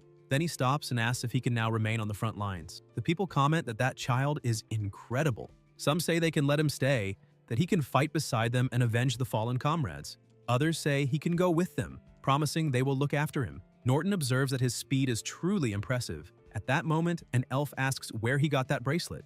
Ye replies that it is elven craftsmanship, and that an elf named Laney gave it to him. Inwardly, he remembers that he previously revealed the undead's plans, so the elves owe him a favor and probably will not cause trouble. The elf then uses her magic on the bracelet. On the other side, Laney asks who is using elven magic to call her. The elf replies that it is she herself, Eudoria, Archmage of the Royal Court, and asks why a human boy is using her bracelet. Laney asks if they found him and where it happened. The protagonist greets her and asks whether the magic trick was impressive. Laney replies that it really was and asks when he plans to return to the village. Eudoria asks her to answer the question first. Laney then explains that not long ago, spies infiltrated the village. Before they could act, he discovered their plan, which left the high priest in his debt. She takes the chance to mention that the high priest himself is looking for him. Eudoria says she understands and that they will continue the conversation later. The connection is cut off. The elf comments that the boy is young, agile, and somehow managed to survive several calamities. On top of that, he has ties with the elven people. She suggests sending him to the imperial capital to study. Norton replies that it is rare for a human to receive the elves' approval, so he decides that someone should arrange an identity document for him and organize the details of his stay. He must rest for a few days, record everything he knows, and send the information to the Imperial Military Academy. Then Norton asks what his full name is. The protagonist thinks that he knows nothing about Rhine's customs or naming conventions, so he needs to pretend he has amnesia to avoid revealing his true identity. He says that his head hurts badly. The mage comments that he probably suffered cranial trauma caused by the undead titan's hammer, which resulted in memory loss. Shen thinks that this turned out to be very helpful. Norton says that he can rest for now and that when they meet again, they can talk about it once more. At that moment, the system sends another notification informing him that he has gained a certain reputation and has the opportunity to acquire a new self-generated title called The Boy Who Survived. Ye wonders what kind of title that is and thinks that he does not even have a lightning-shaped scar on his forehead. Then he asks if there is any way to get rid of that title. The system replies that self-generated titles require continuous recognition and publicity to solidify. If he wants to discard it, there are 2 possibilities: disappear from public view so that over time he is forgotten and the title dissipates, or act in a way completely opposite to what the title suggests, causing people to see him differently. Over time, the title itself will eventually change. The protagonist thinks that once everything there is finished, he will disappear for a while. The soldiers then say goodbye to him. He wonders who exactly that prince is, and how just a few words from him managed to raise his reputation so much. The skeleton explains that Prince Norton is the eldest son of the royal family, the future emperor, in other words, the heir to the throne. He was the one who led the alliance between humans and elves to repel the undead offensive. Then he asks if he now understands who he was speaking with. Shen replies that the man is truly impressive. The mage comments that the boy is interesting as well. Eudoria asks what he noticed. The mage replies that the boy is carrying a high-rank shadow insignia and that, for someone so young to have made it that far, he is certainly no ordinary talent. The elf then asks whether he is referring to that dagger. The prince says he saw it too, and explains that it is Nightfall, a weapon carried only by high-ranking eliminators. He comments that he did not expect to find such a talent simply wandering around and states that this was a real stroke of luck. Because of that, he decides to recommend him to receive a Medal of Valor in his name. In another tent, the protagonist approaches and thinks that he found the right place, because that is the Shadow Hand tent, the information drop point the Brotherhood established near the military camp. He greets the man there, but the guy ignores him. Shen then makes a hand sign and says, "May the shadows protect us." The bald man repeats the same gesture and asks what news he brought. Ye replies that he got that from the undead spiritual flame cannon, and comments that he has probably already noticed that their artillery has been hitting harder in this campaign. The bald man replies that it was good work, says it is valuable information, and asks what he wants in return. The protagonist asks what he has. The bald man replies that he has all kinds of things and says he should prepare to be surprised. He then shows a tactical camouflage dagger coated with a special poison, and explains that with a simple lick, it is possible to simulate one's own finalization, something perfect for eliminators on the battlefield. He adds that the poison is fresh and has a shelf life of 2 years. Then he asks whether the boy cannot sleep and says that all it takes is one lick and he will pass out on the spot, guaranteeing deep and refreshing sleep. Shen asks if there is anything else. The bald man replies that this does not have enough practical use on the battlefield and tells him to look at something else. The bald man whistles, and a horse immediately approaches, making noises. The bald man explains that this is a horse that pretends to have been finalized and says that with just a wink, it drops to the ground like a sack of potatoes. Ya asks whether that means it should be used together with the dagger, like a set or something. The bald man says he has a sharp eye. The protagonist asks if there is anything else. The bald man asks if he is still not impressed, but says that is fine because he has something perfect for him: veil-piercing lenses. He explains that these lenses were forged with dark crystals and allow the user to see through clothes, revealing money and valuables on anyone. Shen asks whether there is any nightmare crystal available, saying that he is looking to acquire new skills, techniques, or anything useful. The bald man replies that supplies are scarce because of the war and that only 2 are left. He says the boy must choose one. The first is bleeding, a basic skill that causes continuous bleeding and works with swords, daggers, or any blade. The second is cold wind, a kicking technique that sends both the enemy and the weapon flying away. The bald man asks whether Ye already has any of those and what he is lacking. Ye thinks that he needs both. At that moment, a voice tells him to choose cold wind. The protagonist recognizes the voice and thinks that it is the same mysterious person who gave him some tips and the nightshade dagger. He asks why he should choose cold wind. The voice replies that it is because he is not from this world.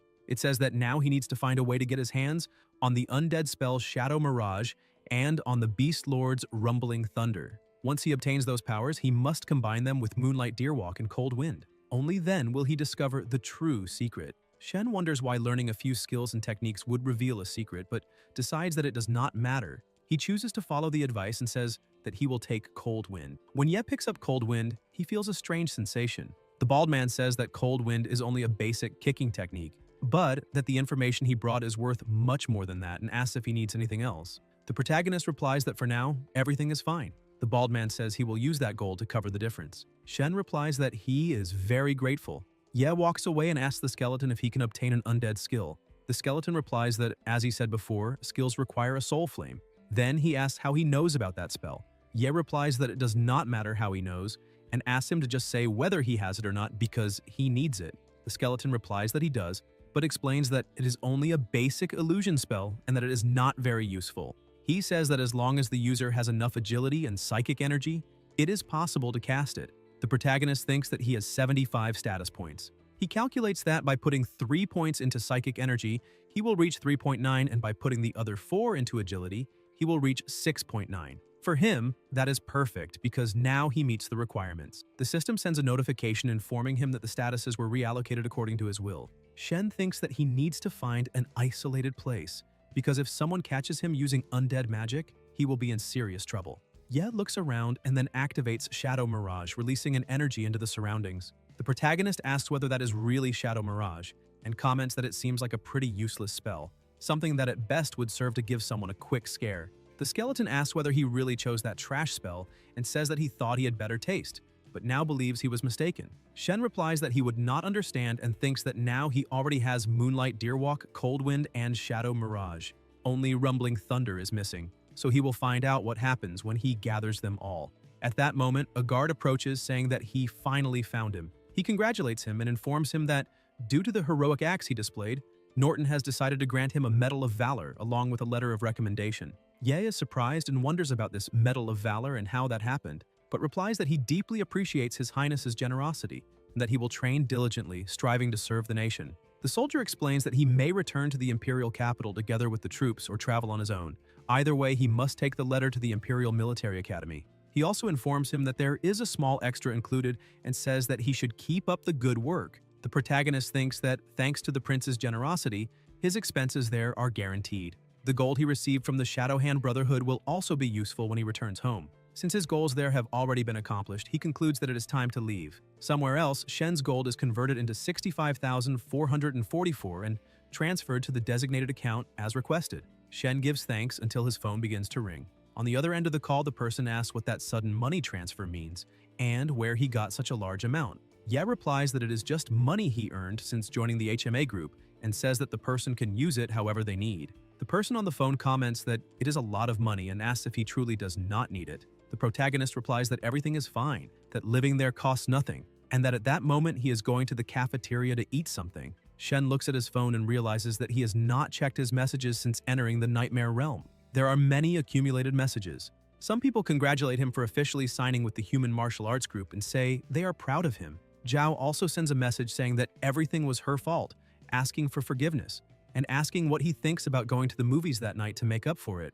Ye widens his eyes when he reads that and replies that she is very beautiful, but that it would be a waste. Chen also sends a message congratulating him for signing with the human martial arts group and asks if they can celebrate that night. The protagonist replies that he was thinking about going out to eat a cold dish with Hao Yi. Then he reflects that the problem is that he is being targeted by the Eliminators League, so leaving that place would be far too risky. Even so, Hao Yi just wants to celebrate with him. Even if the original owner of that body has already departed, the friendship with Chen still remains within him, and Shen can feel the genuine bond they built while growing up together, something he never experienced in his past life. Even though they are now following different paths, he wants to cherish that friendship while he still can. At that moment, another message arrives asking whether he can show him the human martial arts group that day, saying that it is the job of his dreams. Shen thinks that this is perfect because the group allows visitors and the place is completely safe. That way he can satisfy Chen's curiosity and celebrate at the same time. He replies by saying that they should have lunch together.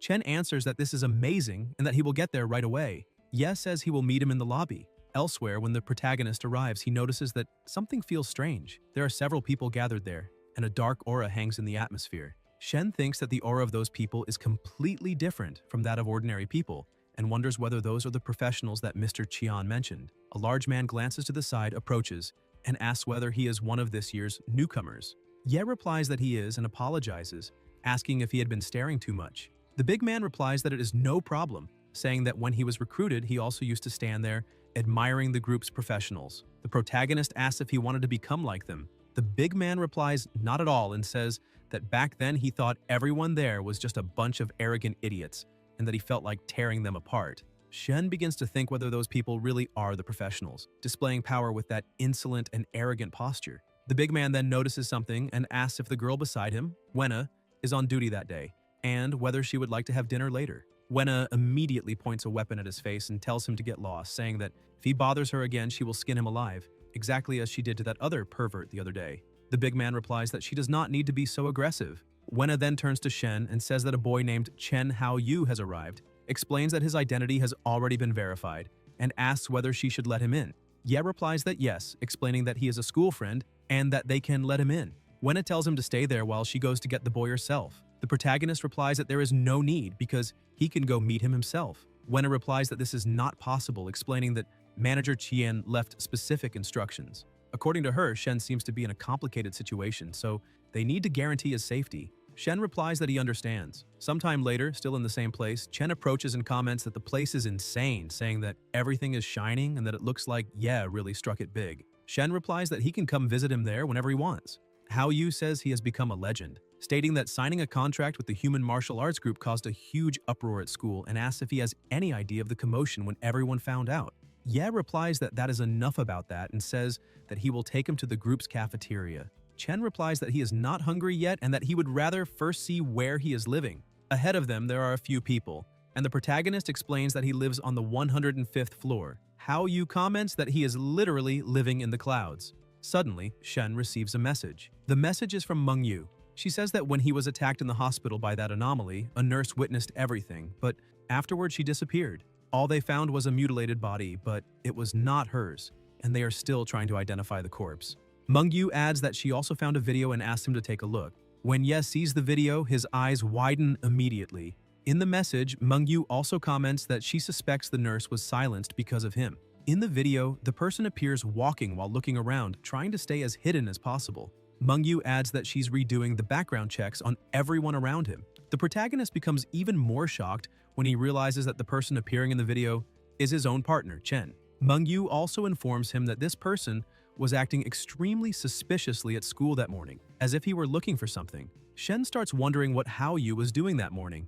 He remembers that at that time, He was inside the nightmare realm, which is why he did not appear on the security cameras even after they checked the entire school building. He wonders why Hao Yu was looking for him. Ye remains silent as he watches his friend. Chen asks what happened. In the message, Meng Yu also warns that if he encounters that person, he must be very careful. Soon after they arrive on the 105th floor, Hao Yu becomes very excited and says that he has never been so high up in his life, asking whether Shen sleeps there every day. He comments that it is insane. Chen asks to see his room and says he can hardly wait to see the view from that place. The protagonist points and says that it is the room at the end of the corridor. Hao Yu replies that they are almost there. Suddenly, Chen moves quickly and strikes Shen right in the forehead. However, that was only an illusion. Hao Yu asks whether that was an illusion and says that it is impossible, questioning whether that boy really reached such an advanced level in martial arts. Ye then strikes his face, sending him flying far away. The system sends a notification informing him that he allocated status points consecutively, unlocking Moonlight Walk, Shadow Mirage, and Cold Wind. By combining these techniques, he temporarily activated a lunar style called the Incomplete Technique, Frozen Moon that Shatters the Heavens. Effects: guarantees impact. The protagonist declares that he is not Chen and asks where the real Chen is. Right after that, more system notifications appear informing him that by successfully executing the incomplete technique, Frozen Moon that Shatters the Heavens, his body underwent extraordinary refinement, increasing strength by 1 point, agility by 2 points, and psychic energy by 1 point. The Eliminator replies that it is already over and says the boy will soon be joining him. The protagonist stares back without retreating and rushes forward with a kick, but the Eliminator blocks it easily and says he can stop such a weak attack even with one hand behind his back. At that moment, Shen's energy suddenly surges, and he manages to launch him away. As he watches the result, Shen realizes that this must be the secret mentioned by the voice earlier. Who would have imagined that combining such basic techniques could produce something so powerful? Ye releases his power once more, but the Eliminator moves in time to dodge and calls him a clever little bastard, saying he had been hiding a weapon the entire time, though it is a shame his aim is terrible since he missed every shot. Suddenly, an alert echoes throughout the building, announcing that gunshots have been detected on the 105th floor and that all professionals must respond immediately. The protagonist says he was never trying to hit him in the first place while the drones repeat the warning about gunshots detected on the 105th floor. Then, in an instant so fast he cannot even perceive it, the Eliminator is struck by bullets in his arms and legs. Wenna appears saying that that damned skin swap technique even fooled her because she examined his body carefully and would never have imagined he was using Peng as a weapon. She throws him against the wall and demands answers, asking what his objective is, who sent him, and why he tried to eliminate Shen, ordering him to speak immediately or she will rip off his skin and make him beg for the end. The Eliminator replies that she will not get any information from him. In the next instant, he loses his life, and Wenna realizes he had a poison capsule hidden in one of his teeth and irritably comments that she should have knocked him out first. She admits she has never heard of anyone mastering the skin swap technique at that level because he deceived the entire security system and even fooled her, and now he is dead. Frustrated, she says all they can do now is hope the autopsy reveals some clue. The protagonist decides to stay quiet because he clearly does not want to irritate her even more. In the morgue, a voice reports that the technical team has completed the autopsy and reveals that the man was a highly trained eliminator who possessed no objects capable of identifying him, and even the Cyberranics database has no records of him. Wenna apologizes for her own incompetence, but Qian says she should not blame herself, since his human metamorphosis technique was perfect, and even the security system could not detect his true identity. He comments that they should leave, because that corpse is no longer useful. The protagonist says they can go first because he intends to stay a little longer. Qian agrees and says he will wait for him on the rooftop, thinking to himself that the boy can sense when someone is finished and wondering whether he might know something. Once they are alone, Shen activates the ability Whispers of Darkness and orders the Eliminator to rise and answer his questions. The Eliminator slowly rises and asks whether he can really speak with the finished, saying it will not help him at all because he does not intend to tell him anything. The skeleton watches with curiosity and comments that it is interesting because he has never seen a corpse resist the whispers of darkness. Ye asks why he still refuses to speak, and the skeleton admits he has no idea but thinks it will be fun to watch. Chains begin to move as a terrifying aura fills the area, and the Eliminator becomes pinned with nails driven through his hands. Creatures appear around him while flames begin to engulf him, and the pressure in the room rises in a frightening way. The Eliminator is consumed by the flames until he is completely burned, but his body soon begins regenerating again. Confused, he barely understands what is happening when the flames wrap around him again. The skeleton then says that he remembers now. When a soul resists the whispers of darkness, it is condemned to eternal torment. These flames will burn for 100 years, and that is only the warm-up. After that, the soul will suffer 3,600 different tortures, each lasting 100 million years, repeated endlessly until the sinner finally speaks. And if he still remains silent, even more powerful specters will be summoned. These specters especially enjoy stubborn souls because they are extremely skilled at keeping the victim's consciousness intact while it suffers. The cruelest detail is that only the punished soul perceives this dilation of time. For it, 100 billion years pass as if they were only an instant in the outside world. Faced with this, the Eliminator finally screams that it is enough and begs for it to stop, saying he will tell everything. The flames disappear immediately, and the skeleton comments with satisfaction that it seems he has finally understood. Shen then orders him to reveal everything he knows, every detail without hiding anything. A few minutes earlier on the rooftop of the female dormitory, Zhao is speaking on the phone. On the other end of the line, Mr. Han asks what the result was, and Yibing replies that she followed his instructions exactly, but unfortunately Ye did not fall into the trap and ended up joining the human martial arts group. She adds that she is only a high school student and does not have enough power to do more than that. Mr. Han says that tonight at 8 o'clock at the Maplewood Hotel on the west side she must not be late. Zhao asks if she really has to go. At that moment the phone rings again and Yibing asks who is calling and whether it is true she has been accepted into the elite high school program, saying that it is incredible. Zhao then replies in the message that she will be there at the right time that night. At that moment, Mengyu appears and asks her to hand over the phone, asking who she was talking to. Yibing asks who she thinks she is and what the hell she is doing spying on others like that, saying it is none of her business and asking why she should hand over the phone.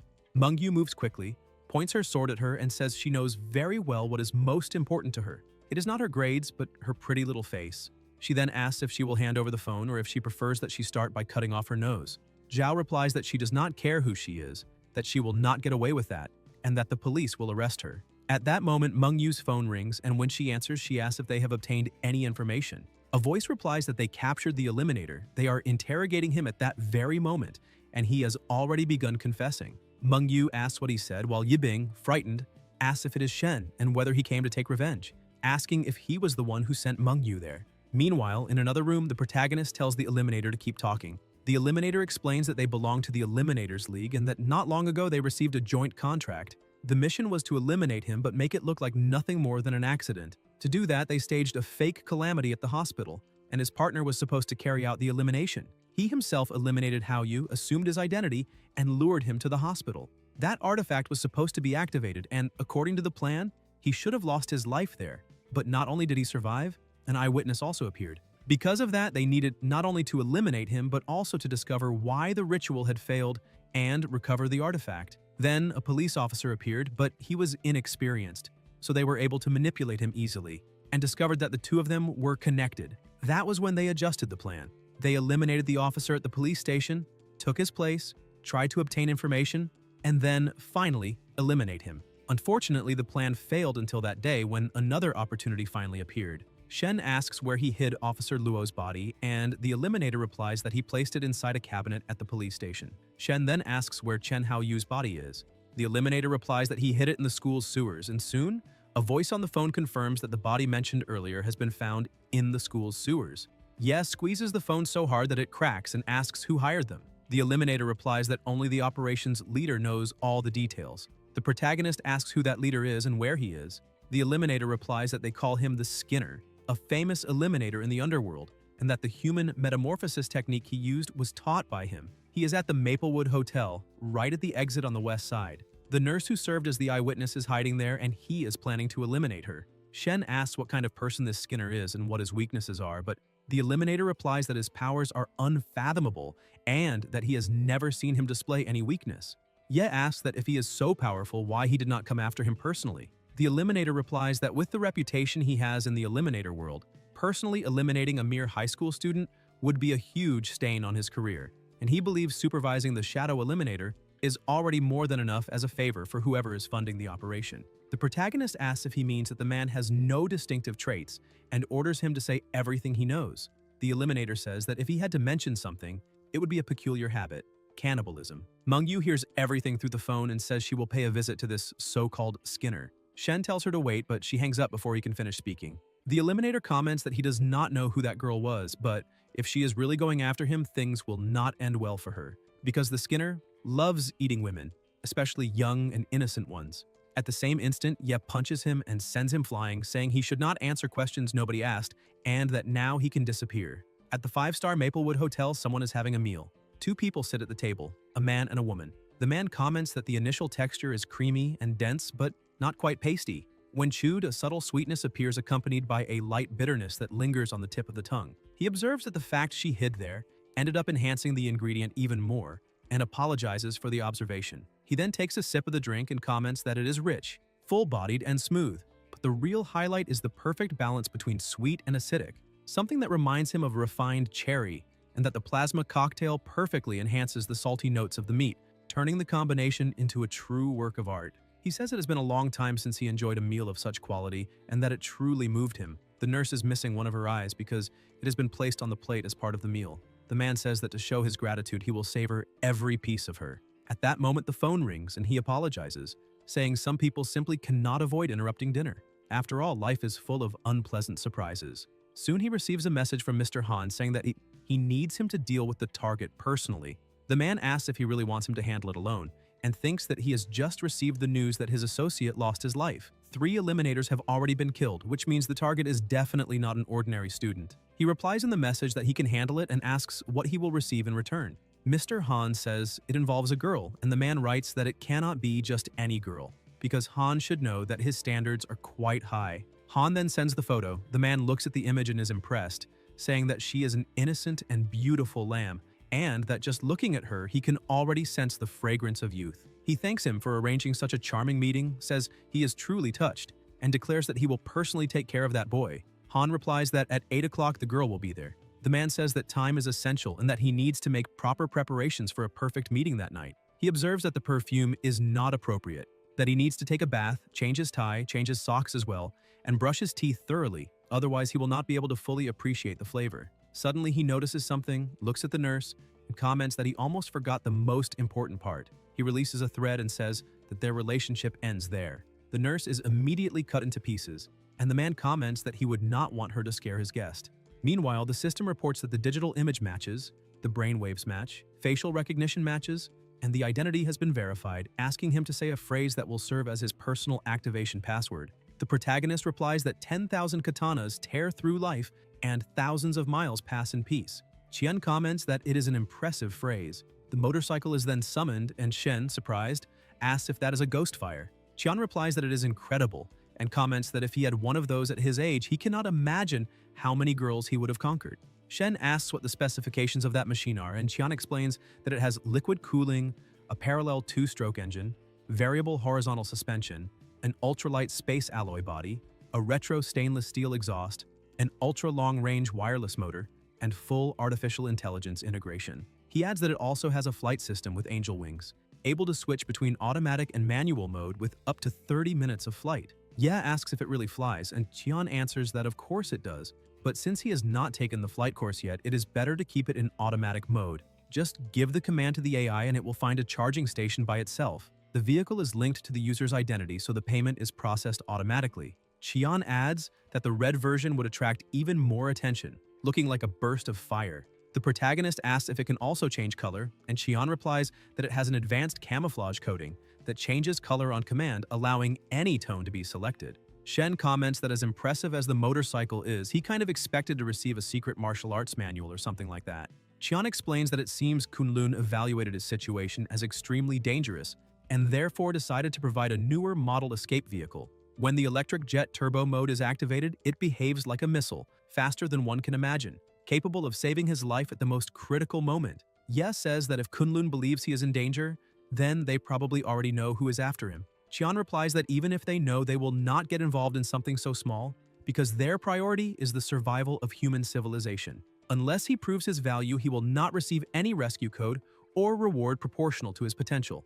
The protagonist reflects on that and thinks that in that world, if someone has no usefulness, nobody cares whether they live or lose their life, just like what happened to Officer Luo and Hao Yu. He then wonders how Meng Yu is doing and hopes she has not encountered that so-called Skinner. Qian says that tonight he must remain with the group and that he will not go anywhere. The next morning, he will take him to the examination site, where specialists from the 3 best schools will be present to guarantee maximum security. Shen replies that he can rest assured because he will not leave. Qian adds that the entire floor will be locked that night. Nobody will enter or leave and they will depart at dawn. Somewhere else, Zhao arrives at the hotel accompanied by Meng Yu. Yibing thinks to herself that she hopes Han will not get angry that she brought that girl along. Meng Yu observes the environment and senses an extremely well-hidden killing intent, almost imperceptible, and then asks if she was the one who said that an online friend had provided various high-level elixirs and nutrients to improve her performance and secure her place in an elite school. Zhao replies that yes, explaining that all they asked in return was that she influence her classmates against Shen, tarnish his reputation, and even assault him. In exchange, she would receive everything she wanted. Meng Yu comments that now that Ye has been accepted into the human martial arts group, her mission has failed, and asks whether Zhao has any idea what might happen to her after that. Zhao replies that she was kidnapped by Meng Yu and asks if she should not be the one worried about the consequences. Meng Yu thinks that Zhao is just an ordinary girl of humble origin. What she did to Ye was simply a transaction in exchange for benefits. But she has no idea that this kind of transaction is leading her straight into the abyss, and that it is not her problem. She then says she will give her two choices. The first is to hide nearby and when everything is over appear as a witness and tell everything she knows.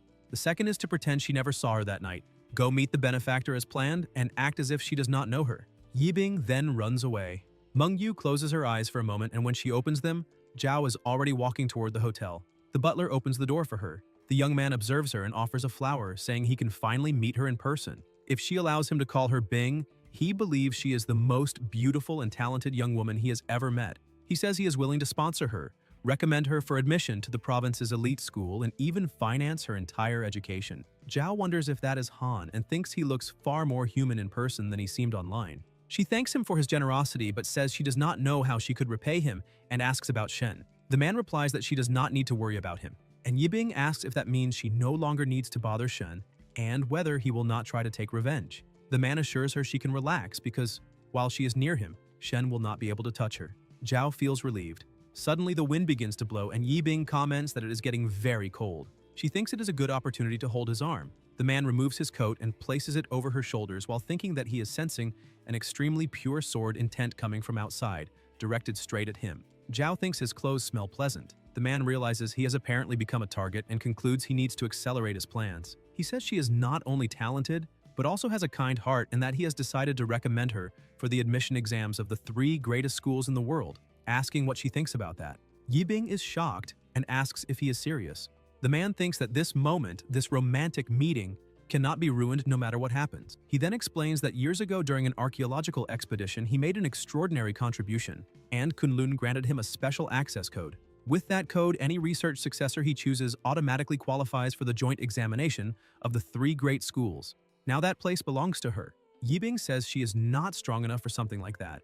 The man replies that she does not need to worry because he will help her become stronger. For now, she only needs to enter the information into the phone. Zhao receives a notification stating that she is now qualified to participate in the joint examination of the 3 great schools. She hugs him and thanks him. The man asks if she is happy, and Yibing replies that she is very happy. The man observes her, touches her face, and thinks that the moment has finally arrived. Then, without any hesitation, he decapitates her head and kisses it, saying he is happy as well. He then sews the head with delicate threads and thinks it is a true masterpiece. He comments that just looking at her makes him want to cry because she is perfect, hypnotizing, frozen at the peak of beauty. An energy begins approaching rapidly. The man is crying and says he cannot wait to taste her nectar. At that moment, a powerful impact occurs. Meng Yu bursts in with her sword in hand. When the smoke clears, Meng Yu looks at Yibing and comments that it seems she arrived too late. She thinks she believed her sword intent would make him hesitate, but that man is even more insane than she imagined. From within the smoke, the man screams for her not to touch her, saying she belongs to him. He moves quickly, but Meng Yu points the sword toward Zhao. The man immediately stops and begs her not to hurt her, saying he will give anything she wants as long as she does not damage the body. Meng Yu replies that if he moves a single centimeter, she will destroy that corpse immediately, and asks who hired him. The man comments that she is using the Luo family's wave-walking sword technique, and that if he is not mistaken, she is the prodigy everyone talks about. He tells her to look around and claims his silk threads have already surrounded her completely, guaranteeing she cannot break through the web. He says she should be a good girl and hand over Bing. Out of respect for the Luo family, he might allow her to live. Suddenly, he notices something different. Meng Yu is enveloped in an extremely powerful aura, and she says he will test a theory to see who can handle her sword better, himself or that corpse. The man begins to cry and says they have barely met and already must separate forever. Such a perfect masterpiece, and he has not even tasted the sweetest essence. Even if he cannot taste Bing, he observes that Mangyu seems even more appetizing. He asks if she intends to let him have her, and comments that although entering his mouth may not be as pleasant as it would have been with Bing, it only confirms that Bing really was the perfect girl. His expression becomes terrifying, and he declares he no longer cares because he will devour both of them completely. Mangyu thinks that threats and even the possibility of being finished do not seem enough to make this man open his mouth, so she asks what he thinks about making a deal. The Eliminator asks what kind of deal. Mangyu says that if he reveals who hired him, she will not only return Zhao, but will also allow him to try to eliminate her and do whatever he wants with her corpse. The Eliminator replies that he does not need any deal. He can simply eliminate her and take the body. Mangyu asks if he can feel her power and says that he may even win, but if he does not cooperate, he will not obtain an intact corpse. She promises that whether she wins or loses, she will not involve the Luo family or allow them to pursue revenge. The Eliminator seems calmer and asks if she is serious. Mangyu confirms that she is. The Eliminator comments that this complicates things, because betraying a client means breaking one of the iron rules of the Eliminators League, and in that case, he would be hunted for the rest of his life. Mangyu asks if he is afraid. The Eliminator replies that of course not. He would make that sacrifice 1,000 times for her. Just imagining embracing her and covering her with burning kisses already drives him insane. Mangyu says her sword will tear him apart, but the Eliminator replies that just hearing her voice excites him, and that it is a delightful night. He says he never imagined he would encounter two such perfect works of art and asks them to allow him to express his gratitude. He explains that the moment he reveals the name of his client, the romance will begin. But first, she must allow him to escort her safely. After that, he will devote all his time to her. Somewhere else, the protagonist stands worried because Mangyu has not answered any of his calls. He comments that the dead Eliminator seems certain she would not be able to deal with Skinner and begins wondering if she is truly in danger. He asks the skeleton what he thinks Mangyu's chances are against Skinner. The skeleton asks if he wants the sugar-coated version or the real one, and Shen replies that he wants the real one and asks why he would want lies. The skeleton then says that Mangyu is doomed and fears that if he tells the truth, Shen will become agitated, try to help her, and end up finished along with her. Ye asks if he is serious and recalls the sword strike she showed earlier. The skeleton replies that clouds neither dodge nor block. He himself could release a fart and disperse clouds. He says he does not know much about the Eliminators of their world, but Skinner possesses the cursed statue of the evil Ghost King, and that his experience and power far surpass Mangyu's. Ye thinks that he wanted her help to discover the truth, but ended up putting her in danger. Her brother lost his life, Chen as well, and the witness has probably lost her life already. He wonders how many more people must lose their lives because of this, and thinks she is the only one truly fighting with everything she has for that truth. He cannot allow her to lose her life. At that moment, an unknown number calls his phone and asks if he is Shen. Ye confirms. A girl says her mother told her that if she disappeared, she should look for him and call the police together with him. The protagonist asks who she is. The girl replies that her mother is the nurse who saw him with the ghost. Shen asks where her mother is and realizes she is the daughter of the eyewitness, because he had registered the contact information at the infirmary when he went to the hospital. The girl says her mother asked to meet her at the Maplewood Hotel on the west side, but now she cannot reach her anymore. Ye asks where the girl is right now. She replies that she is at the snack bar across the street from the hotel. The protagonist tells her to stay there because he is coming immediately and asks her to call the police. The skeleton says he should not go because it might be a trap. Shen replies that the girl's mother may already have lost her life and that he cannot allow that to happen to her as well. Whether it is true or not, he needs to check. He stores the motorcycle in the spatial ring. The skeleton asks if it is worth it, reminding him that he is safe where he is and asking why he would look for trouble. Ye replies that he may hide now, but asks whether anyone can hide forever. With the gate ability, he can escape together with them. The skeleton says it is still dangerous and asks what will happen to him if Shen loses his life. The protagonist replies that he will not lose his life, and that knowing these Eliminators, the only way to extract information from them is by using the whispers of darkness. In other words, if he wants to uncover the truth, he can only rely on himself. The skeleton says it is useless because manager Qian already locked down the entire 105th floor, and there is no way he will get out of there, asking what exactly he thinks he is doing. Shen then jumps onto the wall. The skeleton asks if he plans to get out of there by riding that motorcycle and says it will alert the entire building. Ye replies that he wants to reallocate all points to agility. The system notifies that all points have been reallocated. The skeleton asks if he really intends to jump, and says that even with 10 points in agility, he will still lose his life if he falls from that height. The protagonist replies that there are things that need to be done, and thinks that that rainy and stormy night is the perfect cover. Then Shen jumps. As he falls, he feels the cold wind howling, and realizes the night rain is beginning. The skeleton screams in despair and says that if he loses his life, He swears he will use necromancy to bring him back as a brainless zombie just so he can scold him every single day. Ye opens a gate, steps inside, comes out again, and thinks that if he summons a gate at a safe height, he can use the realm of nightmares like an aerial springboard to soften the fall. If he repeats the process several times, he will be able to create steps in the air like endless suspended floors, allowing a perfect landing. The protagonist finally drops and lands on the ground. The skeleton says he is completely insane and comments that he thought he was going to lose his life in that little world full of dust. Shen replies that he is complaining, but deep down, he is completely impressed by his talent. He then orders the skeleton to take the motorcycle out of the ring because the night is going to be long. The motorcycle is summoned. Shen says that at every 10 steps there is a life, and that 1,000 miles of road continue without conflict. The motorcycle then shoots forward at high speed. On the west side of the city, Ye realizes he has reached the right place. He asks if she was the one who called. The little girl replies that she was and asks if he found her mother, saying she cannot reach her no matter what. The protagonist replies that he will look for her immediately and asks if she has already called the police. The girl says she tried, but nobody answered. Shen tries to call as well, but no one answers, and he comments that this is strange, asking what the hell is going on. The little girl asks if her mother is still alive and begs him to help find her. She says the room is 707, but she is too scared to go upstairs alone. Ye asks about her father. The girl replies that he lost his life a long time ago, and that it has always been just her and her mother. The protagonist says he will take her somewhere safe first and that as soon as he finds her mother, he will come back to tell her. He orders the motorcycle to take her to the Human Martial Arts Group Tower and then return. A voice replies that the route has been traced and departure is beginning, with an estimated return time of 5 minutes. The little girl climbs onto the motorcycle and says she is scared and just wants to see her mother again. Shen tells her to stay calm because where she is going is the safest place there is. He promises he will find her mother and then come get her so they can reunite. She only needs to wait at the tower. With tears in her eyes, the girl says she understands. The motorcycle leaves immediately. The skeleton asks if he really plans to look for her mother and says that is a waste of time. That girl has nothing to do with him. She's only going to slow him down, and he does not understand why Shen insists on getting involved. Ye replies that her mother is not guilty of anything and that she is caught up in this mess because of him. The skeleton says a soft heart will only get in his way and asks whether he noticed anything strange about that place. The protagonist replies that now that he mentions it, there really is something odd.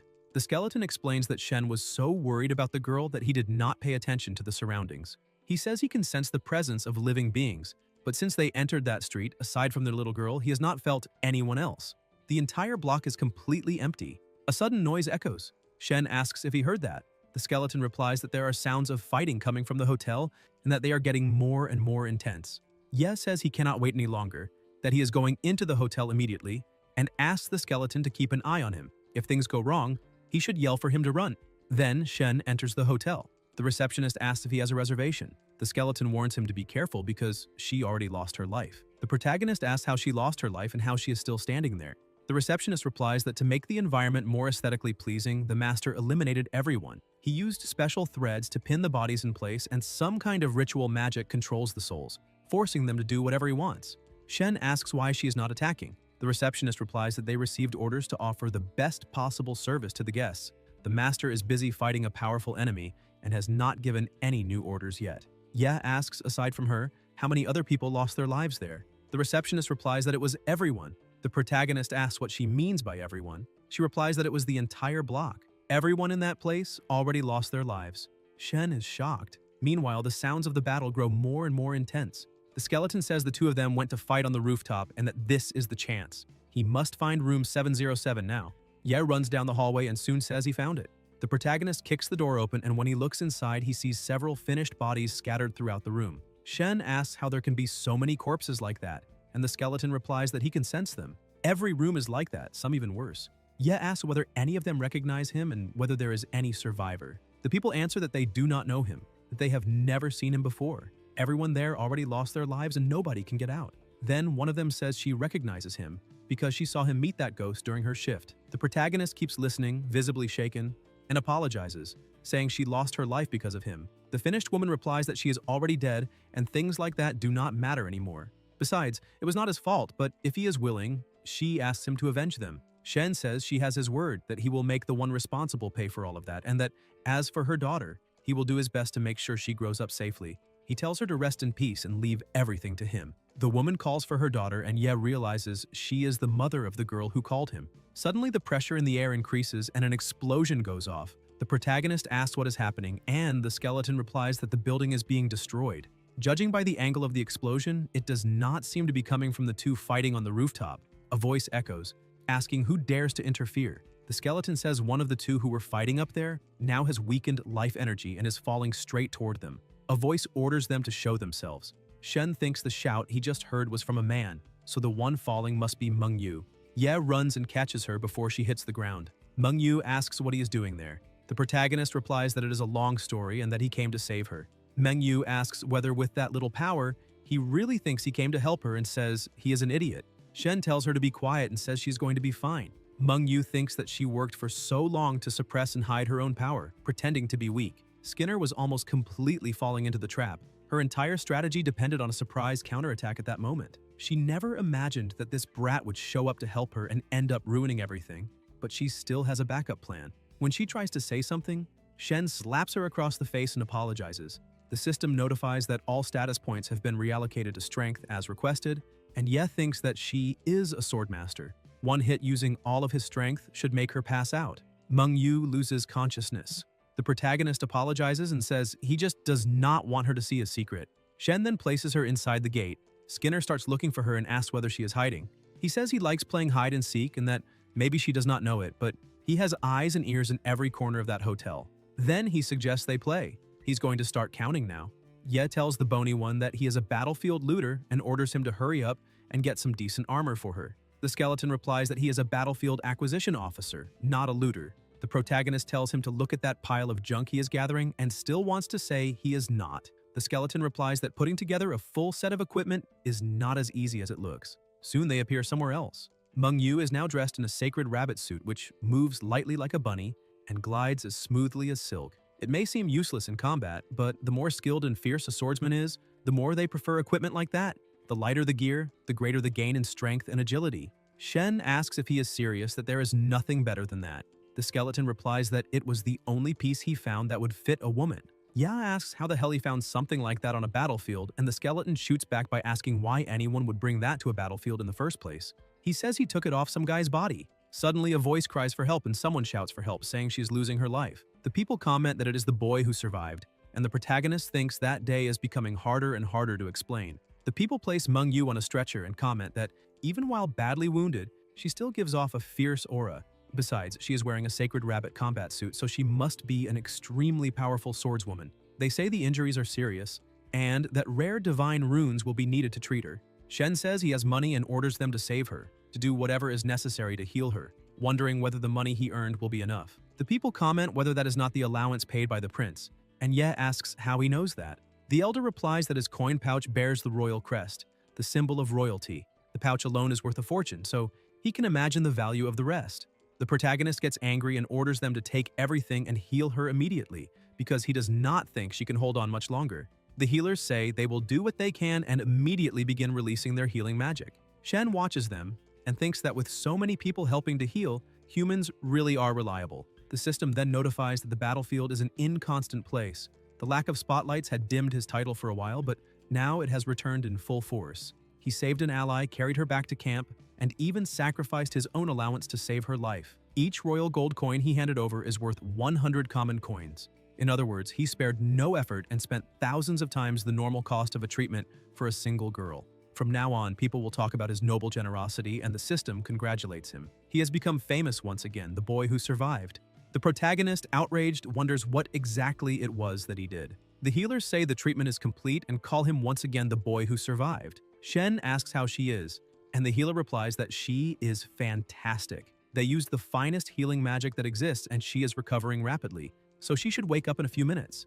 The skeleton comments that he can feel her life energy boiling, and that human healing magic really is incredible. Ye thanks them and says he still has a mission, so he needs to take her out of there. He thinks that after spending all that, she had better really be full of energy or he is going to be furious. The healers say he can come back whenever he wants. Some guards ask if she is his girlfriend and say that who else would he spend all that money on to save? With that much gold, he could get around 10 wives. Somewhere else, Mengyu wakes up. The protagonist notices and says she is finally awake. Mengyu moves immediately, pointing her sword at him and asking what exactly he just did to her. Shen explains that the healing technique only works when the patient is unconscious. Mengyu realizes her wounds really are gone and says she judged him wrongly. Ye also apologizes for knocking her out all of a sudden. He warns her that man is coming and asks whether she can still fight. The protagonist widens his eyes when he feels her aura. Mengyu is releasing an absurd amount of energy and says she is going to eliminate him. His healing technique is insane and she has never felt so strong before. Shen wonders about Sacred Guardian, trying to understand what kind of title that is, and whether that sensation of healing granted some kind of special bonus to her. He remembers that she needs to find out who is behind all of this, and Mengyu replies that she already got that information. At that moment, Skinner appears saying that he finally found her. He notices Ye beside her and comments that it is a pleasant coincidence. Mengyu says that unless he is hiding absurd combat abilities, it would be better for him to run and hide. She thinks that maybe she underestimated him before and wonders whether he is secretly a combat master. The protagonist does not argue and leaves immediately, saying she is right and that in a battle of that level it is better to look for cover. Then he wishes her good luck. The door closes behind him. Mengyu thinks that maybe his talent really is in healing and concludes that she will have to deal with it alone. Skinner observes that she did not run away with him and asks whether she was waiting for him the whole time. Mengyu does not respond, she simply swings her sword at him, generating a devastating impact that destroys everything around them. Beneath the rubble, Skinner says that is impossible because she was gravely wounded. Mengyu wonders whether he managed to dodge. Skinner then says he understands. First, Shen destroyed half the building with absurd force to open a path for her. Then he completely healed her wounds. The curse failed, and several elimination attempts went wrong. That boy is truly special. Mengyu becomes confused when she hears that he destroyed half the building and thinks that cannot be right. Skinner says that does not matter, because nothing is more hypnotizing than her. The aura of fury and desire she is giving off is irresistible and he can no longer hold himself back. The wounds spread across his body begin pulsing with excitement, and he asks her to give him a passionate embrace. Meanwhile, elsewhere, the healers comment that Her Highness seems to like that boy quite a lot, since she handed a mountain of royal gold over to him. They also say that the boy is very generous since he gave everything for the sake of his friend, and ask whether it was not an exaggeration for them to keep all that money. The leader tells them to relax. While he was healing the boy's friend, he hid the gold back inside her battle armor and kept only 11 coins. He also placed a blessing of strength on the girl, which should last about 3 hours, as a gesture of respect. The other healers are surprised. The leader explains that he also granted a blessing of agility, a blessing of resonance, and a blessing of perception. In addition, she received a spiritual blessing and yet another extra blessing. The healers ask if she received all the blessings, and he confirms that she did. He then explains that when all blessings converge on a single person, they form the most powerful amplification spell. Sacred Guardian doubles the effects of all blessings for 3 hours. The others are alarmed and say that spell is reserved only for royalty, and that using it without permission is an extremely serious offense. The Guardian says, it is rare to see the Sacred Medical Corps gathered in a war like that, and even rarer to grant the full set of blessings. They should consider it an early gesture of friendship toward the boy who survived. He thinks that fortunately he returned part of the gold and hopes the boy does not go around telling everyone about it. Meanwhile, somewhere else, Mengyu keeps fighting, moving quickly while her sword cuts through the air. Mengyu thinks that the speed and power of Skinner's threads are increasing. It is as if his attacks have become twice as strong. She wonders how he is suddenly getting more powerful and whether that sound of whispers she heard earlier has something to do with the increase in power. The pressure in the air keeps growing. Mengyu realizes it is coming from a specific point, and when the door is opened, it reveals several finished people inside. The whispers become even more intense. Skinner says she found the gift he prepared for her and tells her to listen. They are singing for her. He explains that it is the wedding hymn, the eternal curse of the plasma demon. Somewhere else, the skeleton says he finally understands what is happening. They need to get out of that building immediately and find a safe place. The protagonist asks if he is joking and reminds him that they are one step away from uncovering the truth. The skeleton asks if he is really going down there and says he thought they were going to flee. Shen tells him to look around. All the corpses have suddenly started chanting incantations, and that can only be the work of that lunatic. They need to figure out how to help Mengyu. The skeleton replies that the battle is far above their level. That psychopath is using an absurd bloody curse, so the best thing they can do is listen and run. Ye admits he is right because it would be foolish to simply throw himself into the middle of that fight, but there is still one way to help. The skeleton asks how and wants to know what the hell he has been looking for all this time. The protagonist replies that he found it, right there. The skeleton asks if that is really it and what is so special about that place. Shen replies that it is time to put the powers of the world to the test. While the corpses continue chanting, Skinner is kneeling with a ring in his hands and says he is going to use his threads to weave a wedding dress just for her. Several threads move around Mengyu, but she is faster and manages to cut them one after another. Even so, she notices something strange. Her sword gets stuck in the threads. Skinner slowly approaches and says he is going to place the ring on her finger with his own hands. At the very moment he is about to put the ring on her finger, Mengyu manages to cut the threads trapping the sword and strikes directly at him. Skinner looks on and comments that she was hiding another sword inside the first one. He says that is a pity because with the power of those infinite bloody curses, he is invincible. She can fight as much as she wants. The harder the journey, the sweeter the fruit of victory because the ending is already decided. Mengyu replies that he should not be so sure about that. She draws her sword again, releasing an absurd amount of energy. Skinner smiles and says that is the twin blades technique, one long and one short, controlled by Qi itself, the hidden sun and moon technique of the Luo family. He comments that it is impressive for someone so young to master a legendary sword technique, and says she is truly worthy of his love. He only regrets that she does not possess the divine blade. If she did, bodies would dance like thunder and rain. A cruel fate. Mengyu moves her blades and tells him to go to hell. The pressure explodes around them as she releases a terrifying power. Skinner tells her to come at him exactly like that. He then invokes the great two-headed serpent demon, thirsty for plasma. He offers the plasma of tens of thousands of the finished as sacrifice and orders the creature to answer his call. He declares that now she must sleep eternally in his arms.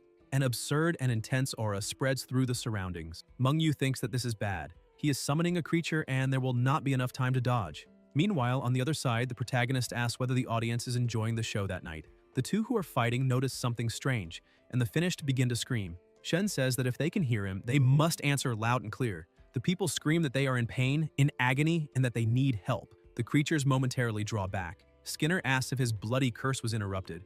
Mengyu takes advantage of the opening and rushes in with a strike loaded with terrifying power, hitting him directly and saying it is over. Skinner only laughs and says she is wrong, because they still cannot eliminate him. Mengyu wonders whether not even a blow using all her strength was enough and whether his armor absorbed the impact. She realizes the corpses have started chanting again. Skinner, wrapped in a dark aura, comments that some idiot interrupting the two of them right now is irritating enough, but it does not matter. They can continue. On the other side, the protagonist keeps speaking and asks if everyone knows how to sing Happy Birthday. He then suggests that they all sing together. The finished reply that of course they do, asking how they could not know something so common. Everybody knows Happy Birthday. Shen tells them to forget their worries and sing together right now. The Finnish begins singing, and Skinner asks what the hell that is, trying to understand what is happening to his bloody curse. The Finished keep singing that the birthday may shine with a sincere smile, that they came together now with a love that glows, and that luck may follow him in everything he does. Outside, the rain begins to fall. Meanwhile, inside the hotel, Skinner is furious and curses Shen, saying he is going to eliminate him. He moves quickly. Mengyu notices and thinks he is going after Ye. The skeleton warns him to run, saying he senses someone coming straight toward them and that it must be that lunatic. Ye grabs the headset and asks whether his dead friends still remember the songs they like best, telling them to sing them for him one after another without stopping. Meanwhile, he runs down the hallway with the headset in his hand while the Finished continue singing. Suddenly, Skinner appears in front of him and says he finally found him. But an attack cuts through the way. It is Mengyu intercepting Skinner and saying she will hold him there while her partner runs. Ye is impressed by how fast she is and replies that then he will trust her, wishing her good luck. Skinner shouts that if he runs, he will eliminate his parents. Mengyu tells him to ignore that and keep running. Skinner says he will wipe out his whole family, eat them in front of him, and skin them alive, declaring that he will do it right now. The protagonist only shows him the middle finger and keeps running. Inside a room, Shen paces restlessly from side to side, trying to think of what to do. The skeleton says he knows he is angry, but reminds him that he does not have any combat abilities at the moment. If he enters that fight like this, he will only end up dead. That trick with the whispers of darkness was just luck, and he should not get too full of himself because of it. Ye admits he is right and asks if, in his place, he would be able to defeat Skinner. The skeleton asks who he thinks he is talking to and says that kind of fight would be child's play for him. At his peak, he would crush Skinner with one hand, but saying that now does not help at all because he is too injured to fight, so they need to find a way to escape. The protagonist says it is good that he is thinking the same way because he has another idea. The skeleton asks what he is up to this time. Shen reminds him that they have a contract, and the skeleton asks what that has to do with anything and where he is going with that. Ye replies that he wants to make a deal, help him recover his power, and in return, he will help him defeat Skinner. The skeleton asks how he intends to help him recover his power. The protagonist remembers that back on the battlefield, near the secret tunnel, he mentioned healing techniques for the undead, something involving a ritual, the summoning of an altar, capturing several souls, whether undead or living beings, and draining their energy to restore strength immediately. The skeleton confirms that as long as he has a thread of life remaining, he can return to his peak in an instant. He then asks if Shen is thinking of using the finished from the hotel. Ye asks whether they would not be enough to restore his power. The skeleton replies that Skinner's magic bound their souls to their bodies, which makes them perfect for a high-level energy extraction ritual. The problem is that he has no power right now and cannot force the bodies to chant the incantation required for the ritual. Ye says he will find a way. The skeleton explains that the complete ritual takes some time, and as soon as Skinner notices what is happening, he will go mad trying to stop them. The protagonist says he will buy time for him. The skeleton asks whether he is really determined to eliminate him. Shen tells him to stop with the speech and asks whether he is scared now. The skeleton replies that he is afraid the boy will end up losing his life. Ye says that if that happens, he should use necromancy and turn him into a minion. The skeleton replies that he should have mentioned that earlier and decides to add that clause to the contract. The contract is updated and goes into effect. The protagonist then asks him to teach him the chant for the ritual because he is going to record it and play it back for the bodies. The skeleton comments that normally everyone chants together and asks whether he really intends to do it in such a cold and mechanical way. Shen replies that he is angry but reminds him that he is literally just ahead right now. He cannot enter the fight and would only lose his life, so using a recording is the safest method. He tells him not to get too full of himself and that for the sake of recovering his power, he is going to have to endure that humiliation. Ye records the chant, reallocates all status points to agility and starts moving quickly through the building. He asks all the dead staff members to calm down and says they're going to begin a listening comprehension exercise. They must listen carefully and repeat after him without missing a single word. Then the recording begins. Deep shadows in the abyss of the underworld with the will of skeletal spirits form this altar. Guide us through the veil between life and death to this great banquet of souls, where they become one with the eternal bone throne. Invoke the mercy of the highest one, of the dark mother of bones, of the ghoul king, of the lord of darkness Mictlantechtli. Grant power so that the majesty may spread among all living beings. Shen then concludes by saying the exercise is over and that everyone must now repeat together exactly what they just heard. The Finnish begin repeating the chant in unison. Skinner asks what that chant is and says that guy is controlling the bodies. He needs to eliminate him immediately. The skeleton observes that it is working because the flames of the souls have started to ignite. The protagonist replies that they need to wait for the chant to finish. The skeleton explains that this is only the first step, but it is crucial.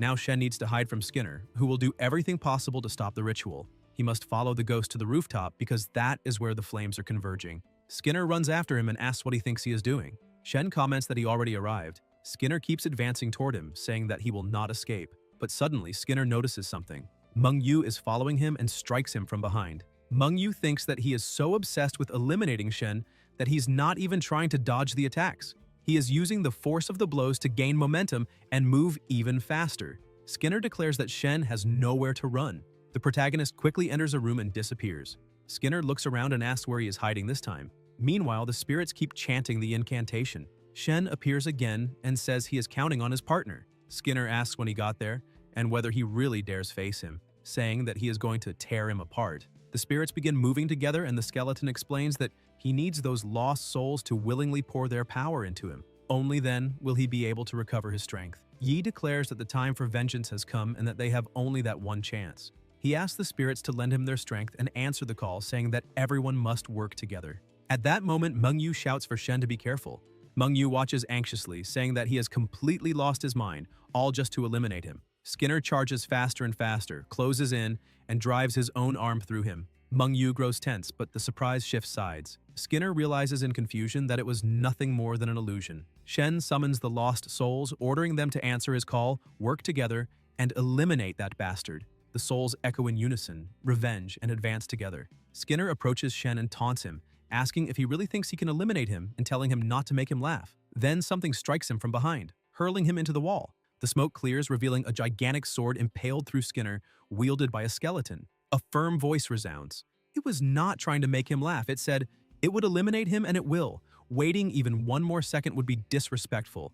The rain begins to fall and Shen, from atop the skeleton's shoulder, declares that this is the moment Skinner loses his life, right in front of those he eliminated. Skinner asks if he managed to summon a calamity, and Meng-Yu understands that this was his trump card. Shen orders them to finish him. The skeleton raises its sword and Skinner fires his threads, but the skeleton looks at him with contempt, saying that these threads are the great power he was so proud of, and that it is pathetic. The threads are cut, and the skeleton adds that it does not even need to lift a finger to deal with an insect like him. The the lost souls begin to lament, saying they have been chained for far too long and that the time has come for them to be freed. Those eliminated by Skinner reappear, light shining from their eyes. Meng watches, and the skeleton declares that the hour of revenge is near. Skinner, fallen and on the verge of the end, murmurs that he can no longer control them and that Shen has taken his magic. He fires his threads and tries to flee, but the skeleton notices and releases its power to restrain him. Skinner asks what happened to his body, and the skeleton explains that it is merely a soul suppression spell, which creates a dissonance between soul and body, temporarily paralyzing him without causing permanent damage, and that now everyone is like him, craving warm, living flesh. The spirits notice Skinner's body and begin biting into his skin. The skeleton reflects that people think eliminating the culprit ends the hatred, but they fail to realize that the tide of revenge never truly recedes, and that the eliminated will rise and drag him into the abyss. Skinner screams that he does not want to lose his life, promising to offer everything he has as a sacrifice to the gods. A spell is released, and Skinner thanks the great being, begging it to descend and take everything he owns. But he soon notices something and asks in despair why he is being rejected. Shen warns that Skinner is casting a spell and that they need to stop him. Ye advances with the weapon in hand, declaring that he will avenge Chen Hao Yu himself. Meng Yu tells him to be careful. Skinner thinks Ye is a fool because, even without the Lord of Divinity present, his shadow still protects him. Shen approaches and appears to be cut in half, but it was the clone, and he calls Skinner an idiot, saying he fell for the same trick twice. Ye fires a pistol, but accidentally hits a spirit. The skeleton is left confused, and Shen apologizes, admitting that he has no practice with guns and kind of missed, but asks them to use a fire attack and end it at once. The skeleton releases its power, striking Skinner directly, and dark mana begins to move. The skeleton warns them to be careful and uses the bone embrace. Shen asks what happened, and the skeleton explains that the moment Skinner lost his life, something obscure came out of his body and tried to ambush him, and that if it had not used the defensive spell, it probably would have been finished.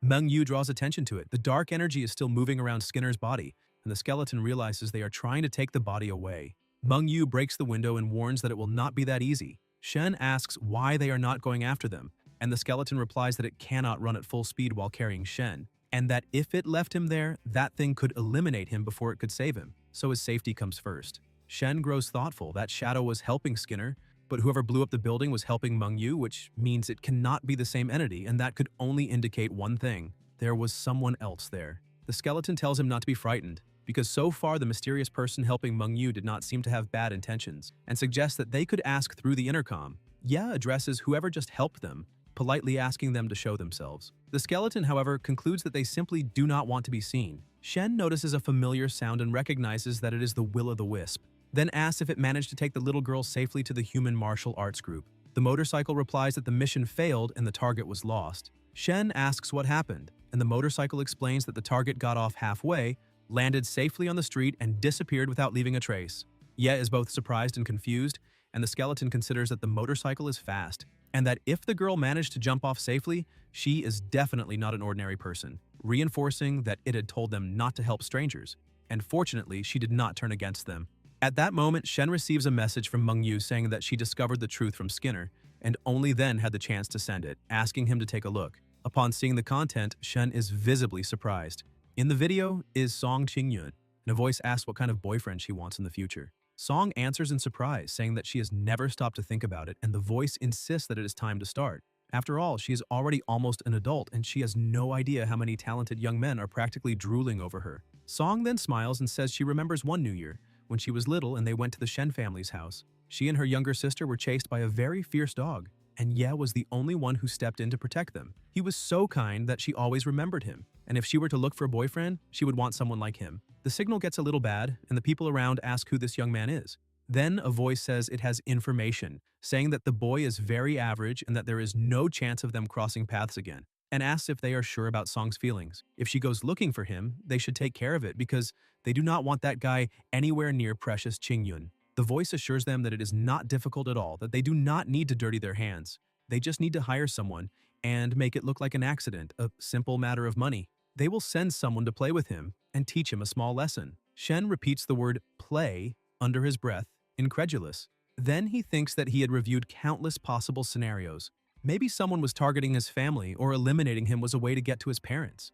Or perhaps his past self had discovered some secret, and he had even considered that someone knew about the soul from another world, inside that body, and wanted to eliminate him because of it. But he never imagined the truth would be so absurd. The spirits then approach and thank him for helping eliminate that demonic man, acknowledging that alone they were no match for him, and that only Shen was able to avenge them. They saw everything with their own eyes and are eternally grateful, but they desperately ask to know why that monster eliminated them. Shen reflects that the killer was clearly after him himself and dragged all those people down with him. Then he says that, if possible, he hopes they can be reborn somewhere else, that in another world they can live with dignity, and not like this, powerless, humiliated, full of regrets, leaving their loved ones in agony. He asks them not to worry anymore and to leave everything behind, because someday, when he is strong enough to uncover everything, he will find the mastermind behind all of this and eliminate them, swearing that he will make it happen. Ye thinks that he is far too weak, that he could not even keep up with Mengyu to chase the shadows, forcing the skeleton to stay behind just to protect him. Then, a spirit extends its hand and places it on his shoulder, saying that no matter what happens, they are grateful that he avenged them, and that he should take care of himself and live a good life. Now that that demon has been finished, they can finally rest. They wish him a long life, free of illness and hardship, and that he gains the strength necessary to destroy the mastermind behind everything. They say they will be watching him from the underworld, eternally grateful, and then they fall to the ground. The skeleton explains that the spell binding them was finally broken and that they have returned to the underworld. Mengyu returns and asks if Shen is still there, and he asks what that black shadow was. Mengyu replies that it escaped, that its power is unreal, definitely beyond anything human, and that she suspects it is connected to the calamities. Provoking it would be catastrophic, because the power of a calamity can easily wipe out an entire city. That shadow was leaking some kind of abnormal energy field, similar to the field she could sense around Shen's giant skeleton. His power, which resided within her, gave her many insights, and she thanks him. She also says that once all of this is over, he should find a safe place to train and become stronger. Shen thinks that the title of Sacred Guardian should last a little longer and hopes she can advance. Then says that he watched the video she sent, but there are still things he does not understand and asks if she can explain. Mengyu lowers her head and says she has pieced most of it together, but it is a complete mess, something far too complicated for them to get involved in. Ye asks who those people are. Mengyu tells him that he should leave quickly, that she will not tell anyone he was there, but Shen repeats the question. Mengyu replies that they are heirs of some noble families, and that she was unable to investigate deeply. Shen says that she also comes from a noble house and must surely know their names. Mengyu replies that noble families have hierarchies, and that compared to them, his family and hers are like ants beneath the moon. Ye asks if she is simply going to let it pass. Mengyu replies that the situation has exploded, with so many people finished, and that they need to present some kind of resolution. Shen asks what kind of resolution, and whether they will face justice. Mengyu replies that they will not, that they will be punished, and Shen asks her to explain. She says it will be a slap on the wrist, a punishment for a while, that sort of thing, and perhaps some compensation for him and the Luo family. Ye explodes, saying they must be joking that they failed to eliminate him but eliminated his brother, and now they will simply try everything to erase them and avoid future trouble. Mengyu replies that this is the price one pays for seeking the truth, that those are some of the most powerful families in the world, and that Song is a figure everyone is obsessed with. Alone, she can do nothing, and the Luo family will not help him either. Honestly, they should be grateful they encountered a killer like Skinner, who cared more about his own perverted satisfaction than the mission. If it had been any other killer of the same caliber, they would never have discovered the truth. In any case, the entire squad of killers has been finished, and she hopes that will be enough to bring some peace to his brother's soul and that he should go take care of that. There is a moment of silence, and then Shen asks if, had she possessed the power to eliminate every one of those family heirs, she would do it.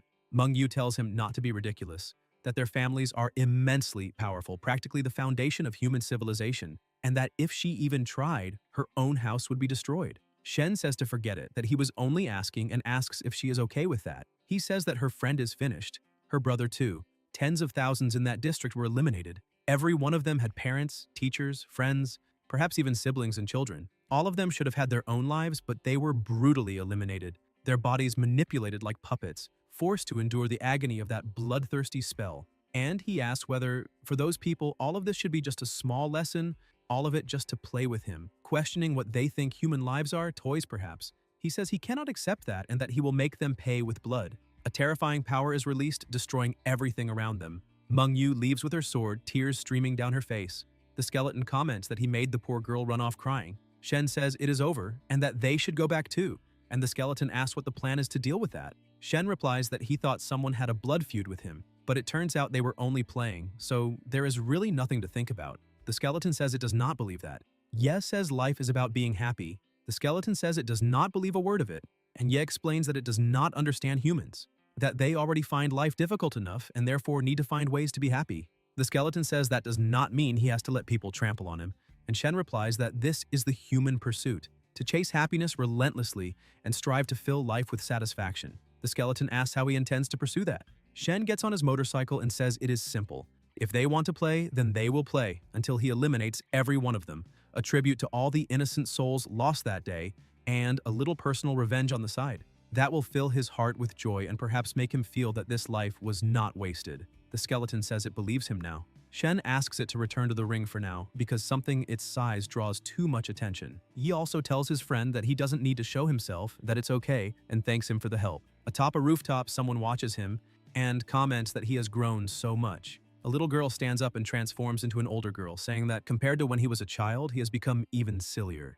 The rain begins to fall again, and a voice coming from the headphones around the girl's neck asks if she is not going to see him, reminding her that he literally just saved her and even gave her a ride on his motorcycle, and that all that mess was her older sister Song's fault. But she could not care less, and instead ran off to help, almost exposing her disguise. The girl tells the headphones to stop complaining, saying that they almost exposed the disguise too, and asks if they remember. The headphones reply that if her identity is exposed in broad daylight, she will see how she deals with it. The girl says enough and that she will buy beef noodles later. The headphones ask for an extra egg and a bowl of wine, and ask if she wants anything for herself. The girl says they know her well and asks them to help erase all traces, making sure no one knows she was there, especially her sister's group. They must also erase every sign of Shen's fight without letting anyone notice anything. The headphones ask about the other witness and what to do if she says a word about that night. The girl replies that she will not betray Ye.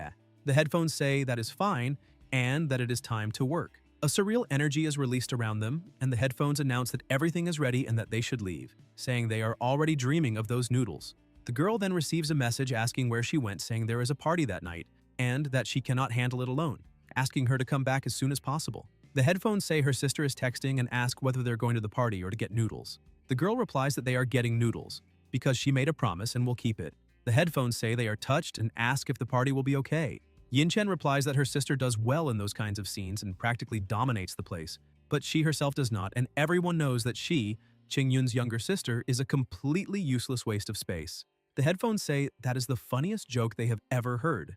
Elsewhere, blood splashes everywhere. Skinner rises from a bathtub of blood and asks if he is alive again and whether it was the Lord of Divinity who brought him back. A voice calls him a fool, and Skinner realizes it is the existence beyond words, thanking it for not abandoning its loyal servant. He says that, according to the agreement, he has already paid the required price, but that she clearly could have descended earlier, and asks why she withdrew at the last moment. The voice asks if he is questioning her, and Skinner is attacked immediately, hurriedly saying that he would never dare question her, that he was merely perplexed. He falls to the floor, and the voice explains that someone was hidden in the shadows and that it was not convenient to reveal herself at that moment. Skinner begs forgiveness, saying he did not sense anyone else nearby, and the voice replies that his power is only a flickering ember, so it is no surprise that he failed to notice. She says that at first she thought that world was weak and uninteresting, hardly worth a second thought, but who would have imagined that the cursed statue of the wicked Ghost King, which she herself had bestowed, would be resisted, and asks about her power being completely stolen. She adds that soon after that she was also defeated, and only then realized that the world is full of surprises, with even other existences similar to her having descended there and operating from the shadows. Skinner asks where the great being has gone. Then someone opens the door, and it is Zhao Yibing. Skinner asks how that is possible, but realizes that it is actually the great being wearing Yibing's appearance. The great being says that her latest creation is quite impressive and will serve her purposes well. Skinner says it is his greatest honor, prostrates himself, and declares himself ready to receive the sacred teachings, forever her devoted servant. The great being asks him to guide her through the world and allow her to see what secrets the world truly holds, and says that while they are at it, she needs to have a little talk about the boy Shen Ye, questioning how he managed to break the curse of the evil Spirit King statue, since that was a power that took countless eras to acquire and she wants it back. She says she crossed an immense distance to descend there and resurrect Skinner, and now she needs some souls to replenish her energy, asking if he surely feels the indescribable torment his soul is enduring. She explains that the flesh puppet is causing trouble, and that she used it as a vessel to bring him back to life, and that when it gets hungry, it will torture his soul, and given the current strength of his soul, she cannot let it starve for too long, or it will reduce his soul to dust. Therefore, she orders Skinner to hunt, eliminate 1,000 humans, and she will use their souls to nourish it. while the remains of their flesh are his. Skinner accepts the order and thinks with satisfaction that he can finally feast without limits. Elsewhere, someone moves quickly. Shen is on his motorcycle when a guard asks what that noise was. Cheyenne replies that he just took a quick hoverbike ride through the clouds and that everything is fine. The guard says it was way too loud and that he should not keep making that kind of racket at night. Besides, it is not safe. Ye apologizes and promises it will not happen again. Back in his room, sitting on the floor, Shen feels a deep sense of relief and says he cannot believe the root of all that was because his past self helped a pair of girls when he was a child, that so many people lost their lives, and that to those noble families, it was just a little game, concluding that they are a bunch of scumbags. Then the phone rings and Shen realizes it is a relative. When he answers, the person introduces himself as his first uncle. Ye thinks that the first uncle of the family, Shuo Feng, is the one who handles the Shen family's day-to-day affairs, and that every time he went there, he would give him the coldest look, never caring about his mother or him, sometimes even mocking his father, and he wonders why he is calling now. Shuo Feng says he heard that Ye was sick some time ago, and that his mother came to the family to ask for medicine, but that he was away at the time, and now that he has returned, Ye can come pick it up whenever he wants. Shen replies that he no longer needs it, because he has already recovered. Shuo Feng says that is good to hear, but that in truth there is something he needs to say. He asks if Shen remembers when he used to come home for New Year and whether the children of other noble families visited the Shen family. Shen replies that he remembers, and Shuo Feng says that is good, explaining that he was quite a troublemaker back then and caused many problems, and that once he makes the arrangements, Shen will return in a few days to publicly apologize to the heirs of those noble families. Shen asks about apologizing, and Shuo Feng replies that it is for his own good, that he offended too many people when he was young, and now needs to take responsibility, publicly apologize, and earn their forgiveness, which will also make the Shen family look good. Shen Ye thinks that these must be the consequences of Meng Yu letting something slip, and that if he really goes and apologizes, he will be admitting that everything was his fault. The deaths of tens of thousands will have nothing to do with those rich kids anymore, and he will become the only scapegoat. The Shen family, on the other hand, will gain favor with those families, and this uncle might even benefit from it. The hunt against him will not stop, and his elimination may even become perfectly justified, dragging his mother, his father, and Meng Yu into it. So this is what he calls for his own good. Shen says that as far as he remembers, he never offended anyone, and asks if Shuo Feng can clarify a few specific cases, who it was, how he offended them, and when it happened. Shuo Feng replies that he does not need to worry about the details, that he only needs to do as he says when the time comes. Shen Ye thinks that if he did not know the truth, he might actually believe he had offended someone, and says there is a small problem that, if left unresolved, prevents him from following the instructions, thinking that the great family does not hesitate for even a moment to sell itself out for its own benefit. Shuo Feng asks if it is about his mother losing the medicine and whether he wants compensation, saying that he is so young he has not learned much, but he has certainly learned how to be greedy, then asks what he wants. Shen replies that it is not about that it is a question bothering him and preventing him from obeying. Then he asks who the hell Shuo Feng thinks he is. Shuo Feng warns him not to push his luck. Shen says he seems to think he's very important, and since he is so capable, why does he not crawl over and wag his tail in front of those people himself? Then adds, you know what? That is exactly what he is going to do. Wag his tail for them. Shuo Feng calls him an insolent brat and says this is not up to him, asking if he thinks he can defy his grandfather's decision, and then hangs up. Shen Ye notices that he has already hung up and complains that he had not even finished speaking. Soon, another call comes in, and Shen realizes it is an unknown number with a video call. It is a few girls who introduce themselves as Yan's sisters from Phoenix Island and ask if he wants to go to the midnight bikini party. Shen Ye widens his eyes. The girls say he is handsome, and that there are a bunch of girls dying to meet him. Shen replies that he does not think it is a good idea, that it is already very late and he really cannot go out. The girls say it is fine and that they will send someone to pick him up. Shen insists that he really cannot and tells them to be careful going out at night, asking if he needs to go protect them. The girls ask if he is snubbing Big Sis, and whether he does not care at all about the luck he is having. Shen says that is not it, that there are so many of them he's afraid he might end up drunk and they might take advantage of him, that he is going to sleep, and hangs up the call. Then he thinks that these powerful families have the best gossip and have definitely already figured out the whole situation, and he can bet he will receive more calls like that from people wanting to take a peek at the guy Qingyun, the heiress of the most powerful family, actually wants to marry, shamelessly calling to try to drag him out and display him like a circus freak. He asks himself that if he were a calamity, who would dare give orders like that? The system then notifies him of a special reminder. There are 10 minutes left until midnight, and on that new day, the first time he enters through the door, he will receive a title. there is currently a chance to obtain a special secret skill, under the condition that he earns the title One of Their Own for the third time. Since he has already obtained the title twice, he will receive certain key reminders during his actions, and this is the only opportunity to acquire the secret skill. Shen thinks that in that world there is no such thing as peacefully staying at home and wiping out all enemies as if by magic. Whether fighting against the schemes of the family, or crushing those spoiled nobles to avenge the innocent and himself, everything comes down to power, the power to smash anything in his path. He needs to seize this opportunity and figure out how to obtain that secret skill. Shen Ye summons the door and enters. The skeleton comes out of the ring and Shen asks what happened. The skeleton replies that the time has come for them to part ways. Shen says it can move freely now, and the skeleton confirms it, explaining that it needs to return to the undead clan, that it has many pending matters, and cannot keep dragging things out like this. Shen says he supposes this is where they each go their own way. The skeleton thanks him for helping it recover its strength, and realizing that Shen does not even have a storage item, asks him to take the ring as a keepsake. Shen thanks it and says he wishes he had a farewell gift too, but the skeleton says it is unnecessary because Shen has already helped restore its power. Then it says goodbye and walks away. Shen thinks that he barely spent a few days with it, and now the big skeleton is loose out there again, wondering if it can survive outside. Suddenly, an explosion occurs and Shen ducks because of the intense pressure.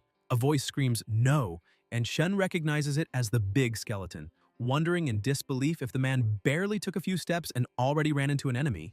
Everything falls quiet afterward, and Shen considers that with the power the big skeleton has, it is hard to imagine it could not withstand a single blow, concluding that it must have been an extremely powerful destructive force, because he barely saw anything so terrifying during the fight with Skinner. He thinks that going there would be asking to get screwed, and that sometimes it is better to avoid a problem than face it head-on, so it is better to just run. The system notifies him that the key reminder has been activated. He has been seen, and if he retreats now, it will negatively affect the title evaluation, and he will not be able to obtain the title One of Their Own for the third time. Shen thinks that people also say that when your buddies are in trouble, you have to go lend a hand. After all, he is close to him, clarifying to himself that, of course, he is not doing this only because of the title. A sound is emitted and Shen is pinned in place, unable to move, with a terrifying aura enveloping him. A creature says it has fine prey today. Shen asks about Fern and what they did to his friend, thinking that he is screwed and needs to stay calm and try to befriend them first. The creature asks what friend, saying that as far as it knows, humans do not go around calling undead their friends. Fern thinks that the last time Shen covered for him during that elimination mission in the Elven village, not only did the mission fail, but a bunch of undead were dragged into trouble because of it, and now the other undead are there to settle accounts with him. Shen can see Fern's thoughts and thinks he will find a way to handle this. Then he starts acting, saying that of course Fern is his friend, that he saved his life, and that he has already decided they are in this together, that they are going to bring down that damn human empire. The skeleton asks if the two of them think they can bring down the human empire and whether they think he is a fool, saying they are asking to lose their lives. Shen asks him to wait and look at this first, saying that he and Fern have almost infiltrated the human high command and that here is the proof. The creature says it wants to see what trick he's trying to pull. The system shows a Medal of Valor granted to the last survivor of the Rhine territory, whose bearer receives an effect where a sacred sign appears, awarded to the boy who survived by Prince Norton, a candidate for the next heir of the sacred Amethyst Empire. The undead comment that it is a medal from the prince himself and that they cannot believe that human is telling the truth. The creature asks where he got it and orders him to speak quickly. Shen realizes that the creature's title is Sinister Star and thinks it is no wonder that having a title really makes someone far too overpowered. Then he says that he and Fern have already planned everything and are going to infiltrate the imperial capital to eliminate the emperor. The creature calls him an idiot, saying that the medal may be real, but asking if he truly thinks the two of them can infiltrate and eliminate the human emperor so easily. Shen thinks that, so far, he has seen 3 beings with titles: the elven high priest, Mengyu, and that undead creature. Even without titles, Skinner and Fern are extremely strong, even stronger than Mengyu, who has a title, so he wonders what these titles truly mean. Shen says he already has a way to enter the upper ranks of human society, and thinks that if someone tells a lie several times, no one will believe it. But they will definitely think he is an idiot, and someone like that would tell the truth without thinking twice.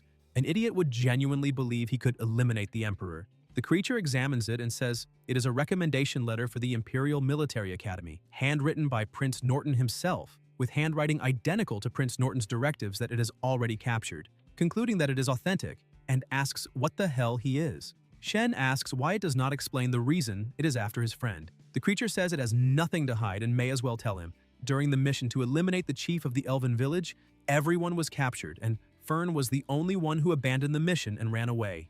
And that kind of behavior deserves severe punishment. Shen laughs and the creature squeezes his cheek, asking what is so funny. Shen replies that he is laughing at how stupid they are, that Fern was clearly the only one who sensed the elf's trap and got out alive, and that he even saved him, asking if they really want to eliminate him for that. Fern explains that the village chief was there, that the one in command was the elven high priest, who was prepared to massacre any killer disguised as an elf. The creature asks for proof. Shen says they will find out on their own, that his story is spreading freely through the human military camps, and that everyone knows he appeared in the elven village, exactly where Fern's mission was. The creature asks if he is that famous, and Shen replies that it is obvious, that the prince himself wrote him a recommendation letter and even called him the boy who survived. The undead wonder if it is true, if Fern really was the only one who sensed the danger and retreated first. The creature orders them to check, warning that if that brat dares to lie, it will make him wish he had never been born. Shen tells them to go check and find out. The creature admits that he has a lot of courage and that he almost made it believe him, but that he is human, asking why he would betray his own race. Shen replies that it is because he is fed up with being exploited by capitalists. The creature asks what capitalists are, and Shen tries to explain it in an easy way, saying that he is a poor nobody with no tools to produce anything or get rich, forced to sell his labor to the owners of the tools, the so-called capitalists, and that at work he produces far more value than he earns, being exploited to the bone by them just to barely survive. The undead are left confused, and the creature says this is what happens when one does not read a book, then asks the other undead if he understood what Shen was saying, to which he replies that he did not. The creature asks exactly how these capitalists torture him so much that he hates them like this. Shen replies that they put him under 996. The creature says that is cruel and asks what it is. Shen explains that it means from 9 in the morning to 9 at night, less than an hour for lunch and dinner, more than 10 hours of work a day, 6 days a week. The creature says that is quite heavy. Shen adds that afterward he even went through 007, working from midnight to midnight 7 days a week with no days off, which they call 007. The creature feels sorry for him and hugs him, and Shen thanks it. It says it thinks it is starting to understand him and asks how, in such a brutal environment, he survived all this time. Shen, with tears in his eyes, says he remembers that day, that the snow was falling heavily, and that he was freezing and dying of hunger, and that all he had was a single box of matches. The system notifies him that the undead have decided to expose the atrocities of humanity's 996 and 007, and that Shen will be the central figure in this public opinion, with the new title, The Little Match Seller, likely emerging from it. Shen thinks that the boy who survived was already stuck to him with super glue, and now they are going to stick the little match seller on him, and he decides there is no way he is accepting that. He says that when he was about to lose his life from freezing, Fern saved him, so he is his savior, and he absolutely will not allow them to frame him or do whatever they want with him. An undead approaches and says they have confirmed the reports, that he is telling the truth, that the high priest really was hidden in that village, planning to annihilate the killers all at once. The undead comment that Fern not only discovered the elves' trap, but also convinced a young human who already had a Medal of Valor and was about to be sent to the Imperial Military Academy to join them, which is a great achievement. The creature considers that the superiors ordered Fern's execution, but given how things unfolded, he absolutely cannot be finished, because dealing with Fern would be like stabbing all of its soldiers in the back, and sooner or later it would be thrown away by the superiors itself, publicly executed to calm the masses. The undead superiors would take all the credit and it would merely be their damn stepping stone. But it already beat Fern until he was just ahead, and saving him now would cost a fortune. No matter how it looks at it, it is a terrible deal, and it is not going to pay that bill. The creature sighs and says it seems Fern is a brave undead warrior who has not forgotten his duty, and that this medal is awarded to him, an honor he deserves. As for Shen, it says that from now on they will call him the Little Match Seller, and that this title can hide his identity as the boy who survived. The system notifies him that the new title, the Little Match Seller, has begun to emerge. Shen thinks he failed to dodge it. The creature says it is truly proud of the two of them and that they must report the matter immediately, leaving things there with them. Shen asks if it beat him like that and is simply going to leave him there, then notices that they disappeared in the blink of an eye. Fern explains that it is as he said, that when undead get injured, they are usually just thrown outside to fend for themselves. Fortunately, his power was not lost. 'Tis all in the skull, and as long as he can regrow some bones, he will be fine. Shen says fortunately nothing, that he does not even have a body anymore, and is worse off than when Shen first met him. The skeleton asks if he threw the aquarium away. and Shen replies that he paid good money for that and would never throw it away, promising that as soon as they return, he will order a calcium supplement solution for him.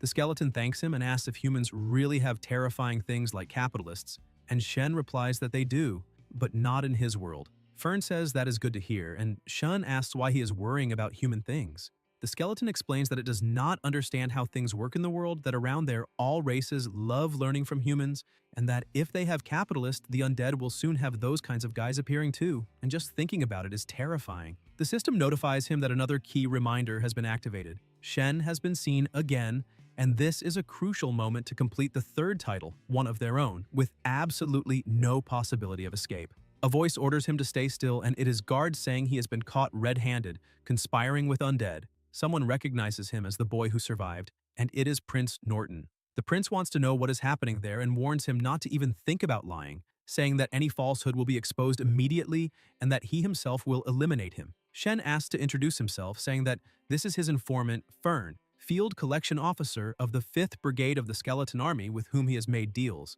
passing information about the undead, and that they have a contract. Norton asks in surprise how it is possible for a human to have made a contract with an undead. A mage confirms that he is not lying, saying that he is monitoring his words, actions, and soul with continuous arcane magic. The guards comment that they never thought the legendary boy who survived would have tricks like this up his sleeve, and that he is truly as incredible as the rumors say. An elf asks if he really obtained information about the undead from Fern, and Shen confirms it, saying that he already delivered it to the Shadow Hand Brotherhood. The elf says she believes him, that she specializes in soul magic and is highly sensitive to corrupted souls, and that his soul is remarkably pure, full of righteous anger and unwavering conviction, making it impossible for him to be an undead puppet. The prince asks about an undead and why he would form a transactional relationship with him. Shen replies that Fern was treated quite unfairly on the undead side and that he has been going through a really rough time. Fern adds that it was because he suffered under 996. The prince asks what that is, and the skeleton explains that he went through many unfair things humans probably cannot even imagine, but that there are capitalists among the undead. Norton asks if that is a new type of undead, and Fern replies that exactly, that he is a poor working undead with no tools to produce things or get rich on his own, forced to sell his labor power to those who possess the means of production, the capitalists, and that during work he generates value but is exploited by those disgusting capitalists, all just to survive with the bare minimum. The mage considers that undead do not lose their lives and never get tired, making them perfect targets for exploitation, since they do not need to eat and can keep working non-stop, saving the capitalists a fortune in labor costs. The prince asks what 996 is, and the skeleton replies that it means from 9 in the morning to 9 at night, less than an hour of break, more than 10 hours of work a day, 6 days a week. The prince says that is quite harsh. Fern adds that afterward he also went through 007, working from midnight to midnight, 7 days a week without rest. The mage says it is an indescribable horror. The prince hugs him and says he thinks he is starting to understand him better, then asks how, in such an inhuman environment, he managed to survive all this time. The skeleton says he clearly remembers the day everything changed, that the snow was falling heavily, and that when he managed to escape, he saw the boy who survived freezing and dying of hunger, with only a box of matches on him. Shen asks them to forget that part about the matches, saying it is not important now, but Fern insists, saying that Shen was the one who struck a match and lit a small fire to warm him, that it was the first time he felt human kindness and warmth, and that it was then he made the most important decision of his life and decided to rebel. The system congratulates Shen, saying that he and his companion have initiated a large-scale condemnation of capitalists, and that the new title, the Little Match Seller, has prospered and now rivals the boy who survived. Shen gets irritated and wonders if there is not a single remotely decent title in that system. The prince asks how he can prove who he is and whether he has any evidence. The skeleton replies that he has a medal made from skull bone. The mage analyzes it and says that only the one to whom the medal was granted can ignite the soul fire, concluding that they are telling the truth. The prince thinks that an undead betraying his side to serve a human has never truly happened before, and considers that this is what it feels like to witness history unfold before his eyes. Norton says that Fern was gravely wounded in battle and even forgot his original name, and that as prince of the sacred Amethyst Empire, he must grant him a name. The guards are surprised, commenting that being granted a name by a prince is a tremendous honor, and that if he obtains one, as long as he is in human lands, he will have food and shelter guaranteed for the rest of his life, and that without a doubt, being only a teenager, if he earns military glory in the future, they cannot even imagine how far he might go. Norton then says that he will be called Ha, But Shen asks that it be anything but that name, anything that does not start with Ha, pleading sincerely. The prince says that, on second thought, he wonders if Loli would not be a good option. Shen thinks that even Harry would have been better than that. Norton notices that he did not like that name much either, and says he sees that in human history there are legends about two divine children, saying that when endless calamities ravage the world, they appear to save all devoted followers. One is called Loli and the other Peppa, and since he does not seem to have liked Loli and is making that face, they will go with Peppa, which may be a good alternative. The guards line up in rows, releasing absurd energy. The prince says that from that moment on, Fern will never betray humanity, and that if he breaks that oath, his soul will shatter instantly, and that the second he makes that vow, he will become a hero admired by all, possibly even becoming a saint over time. Shen thinks that becoming a saint would not be a bad deal and says that he himself, Peppa, solemnly swears that no matter what happens, he will never betray humanity. A very strong light is emitted around Shen. The mage congratulates him and says that the ceremony is complete and that from now on, he is no longer Peppa. Shen gets excited and asks if that means he gets a new name after the ceremony. Everyone calls him Saint Peppa, and Shen does not seem to like that at all. Norton says he will pretend he did not see what happened there and asks him and his partner to be more careful from now on without slipping up, and that if anything happens, he must inform him in advance, assuring him that if they manage to accomplish something great, he will not hesitate with the rewards. Shen says he understands. The prince hands him an enchanted sheet of letter paper, explaining that anything written on it instantly synchronizes with the corresponding sheet in his hand, that it is a special item for royal intelligence, and that if he receives any important information or significant events arise, he should use it to contact him. Shen says he will serve humanity until the end, thinking that now they are finally making progress and that this skeleton from undead intelligence must know plenty of dirty secrets. The prince says goodbye and the elf says she will tell him a secret. The name Peppa actually holds a secret. Shen asks what secret. The elf explains that in the legends, the divine child, Peppa wielded weapons that constantly changed, swords one moment, spears and bows the next, sometimes even strange weapons unknown to humanity, and that those who carry this name usually prove naturally skilled with all kinds of weapons. Shen asks if the name Peppa comes from wielding strange weapons, saying he understands. The elf says he is as sharp as ever and understood immediately, asking him to remember that he also needs to work hard, striving to become a master proficient in every kind of weapon.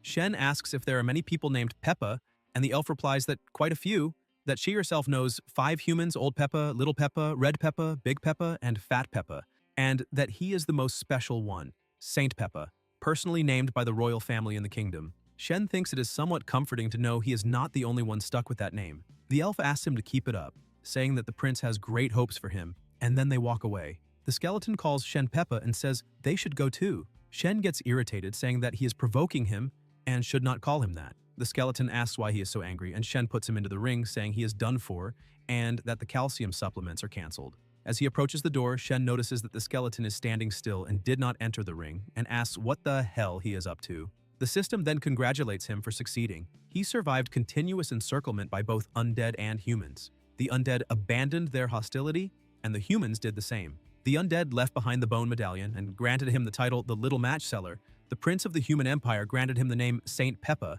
and performed a sacred ceremony, which means both major races see him as one of their own, trustworthy and worthy of investment. As a fragile human, he reversed a terrible situation through wisdom while surrounded by enemies, turning enemies into friends and profiting from both sides. And this was the main reason he obtained the title One of Their Own for the 3rd time. He is also the first ordinary person to obtain the same title 3 times in a row, breaking every rule, something that seemed impossible, but he did it. The gate then gained a hidden ability, Temporal Stagnation, basic, which, when crossed, can make time on one side stagnate for 3 seconds while the other side remains unchanged. After each use, it cannot be activated again for 1 week, and the next time he advances the quality of a title and acquires an exceptional blue quality or higher, the gate will gain a new ability. Shen asks if he can stop time for 3 seconds once a week, saying the ability is kind of weak, but if it can level up, then there is a way to make it last longer. Temporal stagnation is completed, and the system notifies him that this activation was a test version and does not count as an official use.